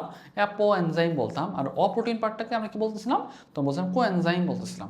কো এনজাইমটা দেখো এখানে তো ওই পার্থক্যটাই বলছে, এটা কিন্তু বড় প্রোটিন অণু, এটা কিন্তু ছোটো একটা পার্ট মানে অপ্রোটিন পার্ট। হ্যাঁ, এটা কিন্তু তোমার অনেক মানে এই ব্যাপারগুলো কিন্তু দেখো স্বতন্ত্রভাবে কিন্তু প্রোটিন ব্যতীত কাজ করতে পারে না, কাজ করতে পারে। এটা কিন্তু 85 থেকে 60 ডিগ্রি টেম্পারেচার নষ্ট হয়ে যায়, এটা কিন্তু নষ্ট হয় না। অনেক ভিটামিন কিন্তু কোএনজাইম হিসেবে কাজ করে, কিন্তু বলছিলাম আমাদের কিন্তু কোএনজাইমগুলো বেশিরভাগ কিন্তু ভিটামিন বি থেকে তৈরি হয়। ওকে, তো ওই ব্যাপারগুলো কিন্তু বলা আছে। আর অজৈব অনুঘটক আর উৎসেচক হিসেবে বেশ কিছু পার্থক্য বলা আছে। অজৈব অনুঘটক যেমন দেখো জীবকোষে উৎপন্ন হয় না, এটা কিন্তু জীবকোষে উৎপন্ন হয়। আর এটা কিন্তু কোফ্যাক্টর বা কোএনজাইম প্রয়োজন হয় না, এটা কিন্তু কোএনজাইম লাগে। আণবিক ভরটা কিন্তু অপেক্ষাকৃত কম, আর কিন্তু অনেক বেশি হয়। তাপ প্রয়োগে বিনষ্ট হয়, এটা কিন্তু নষ্ট হয় না। পিএইচের উপর মানে সাধারণত অজৈব অনুঘটকের ক্ষেত্রে পিএইচের কোনো ডিপেন্ডেন্সি নাই বা পিএইচের উপর নির্ভরশীল না, এটা কিন্তু পিএইচের উপর নির্ভরশীল। কেন? কারণ পিএইচ বেড়ে গেলে বা কমে গেলে না, যেতে সব প্রোটিন টাইপের পদার্থ এগুলো কিন্তু আসলে নষ্ট হয়ে যেতে পারে।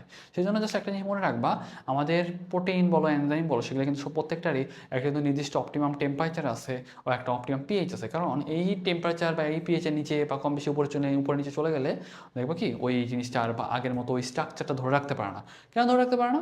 কারণ ব্যাপারটা হলো যে এটা তো একটা প্রোটিন টাইপের পদার্থ, তাই না? প্রোটিন যদি হয় তার কিন্তু একটা স্ট্রাকচার মেনটেন করতে হয়, তাই না? আমরা কিন্তু অলরেডি বলছি যে আমাদের কিন্তু পলিপেপটাইড যে চেইন থাকে সেই পলিপেপটাইড চেইনটা প্যাঁচায় যে ফোল্ডেড স্ট্রাকচার তৈরি করে, একটা 3D স্ট্রাকচার তৈরি করে, যেটাকে আমরা বলছি প্রোটিন। তার মানে যে সবসময় যে টেম্পারেচার বেড়ে গেলে এই 3D স্ট্রাকচারটা বা ফোল্ডেড স্ট্রাকচারটা এটা কিন্তু মেনটেন করতে পারবে না। আলটিমেটলি কি তখন প্রোটিনটা নষ্ট হয়ে যাবে না? প্রোটিনের কার্যকারিতা থাকবে? থাকবে না। তখন কি হয়? মাঝে মধ্যে কোয়াগুলেশন হয়ে যায়, মানে দলা পাকায় যায়, জমাট বেঁধে যায়। তার মানে আমরা কিন্তু এতক্ষণ যে আলোচনা করলাম মোটামুটি কিন্তু আমরা অলমোস্ট শেষের দিকে চলে আসছি, অলমোস্ট শেষই বলা যায়। তাহলে আমরা এতক্ষণই যে আজকে কালকে গতকাল আমরা যে আলোচনা করছি এই চ্যাপ্টারটাতে মেনলি কী আলোচনা করছি? এই চ্যাপ্টারটাতে আমাদের জন্য মোস্ট ইম্পর্টেন্ট হলো কার্বোহাইড্রেট। কার্বোহাইড্রেট থেকে বেশিরভাগ ক্ষেত্রে কোশ্চেন আসে, তারপরে অ্যামিনো অ্যাসিডটা একটু দেখো। প্রোটিন পার্ট অনেক অনেক এমসিকিউ মুখস্থ করার পার্ট আছে, এবং কোশ্চেনগুলো সাধারণত উদাহরণ বেসড করে। হ্যাঁ, বলবে যে গ্লোবুলার প্রোটিন নয় কোনটি, কার্যকর প্রোটিন নয় কোনটি, গাঠনিক প্রোটিন নয় কোনটি, এই টাইপের কোশ্চেনগুলো সাধারণত কোশ্চেনগুলো বেশি করার টেন্ডেন্সিটা দেখা যায়।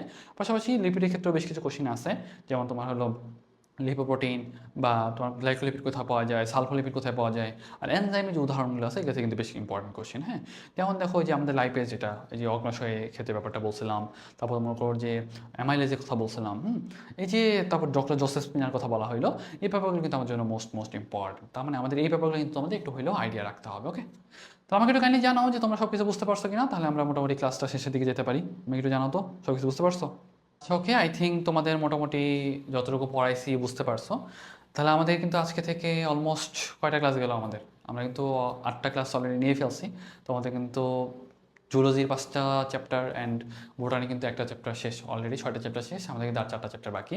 অ্যান্ড চেষ্টা করবো আমরা খুব দ্রুতই অন্তত তোমাদের কোচিং শুরু হওয়ার আগে চ্যাপ্টারগুলো শেষ করে ফেলার, অ্যান্ড ইনশিওর করবো তোমরা রেগুলার অন্তত ক্লাসগুলো করতেছো এবং পড়াগুলো পড়ে নিচ্ছ, যাতে অন্তত তোমাদের এই গ্যাপগুলো না থাকে। ওকে, তাহলে আমরা ক্লাসে শেষ করতে পারি। অ্যান্ড যারা ক্লাসে ছিলা অনেকেই যুক্ত আছো এখনও, চেষ্টা করবা রেগুলার পড়াশোনাগুলো করার, এবং তোমরা কিন্তু ইনশিওর করবা এই যে সিরিয়াসনেসটা তোমরা এখন ধরে রাখছো এটা ধরে রাখার। তাহলে দেখবে কি তোমরা অন্তত ইন দি লং রান অনেক আগায় থাকবা।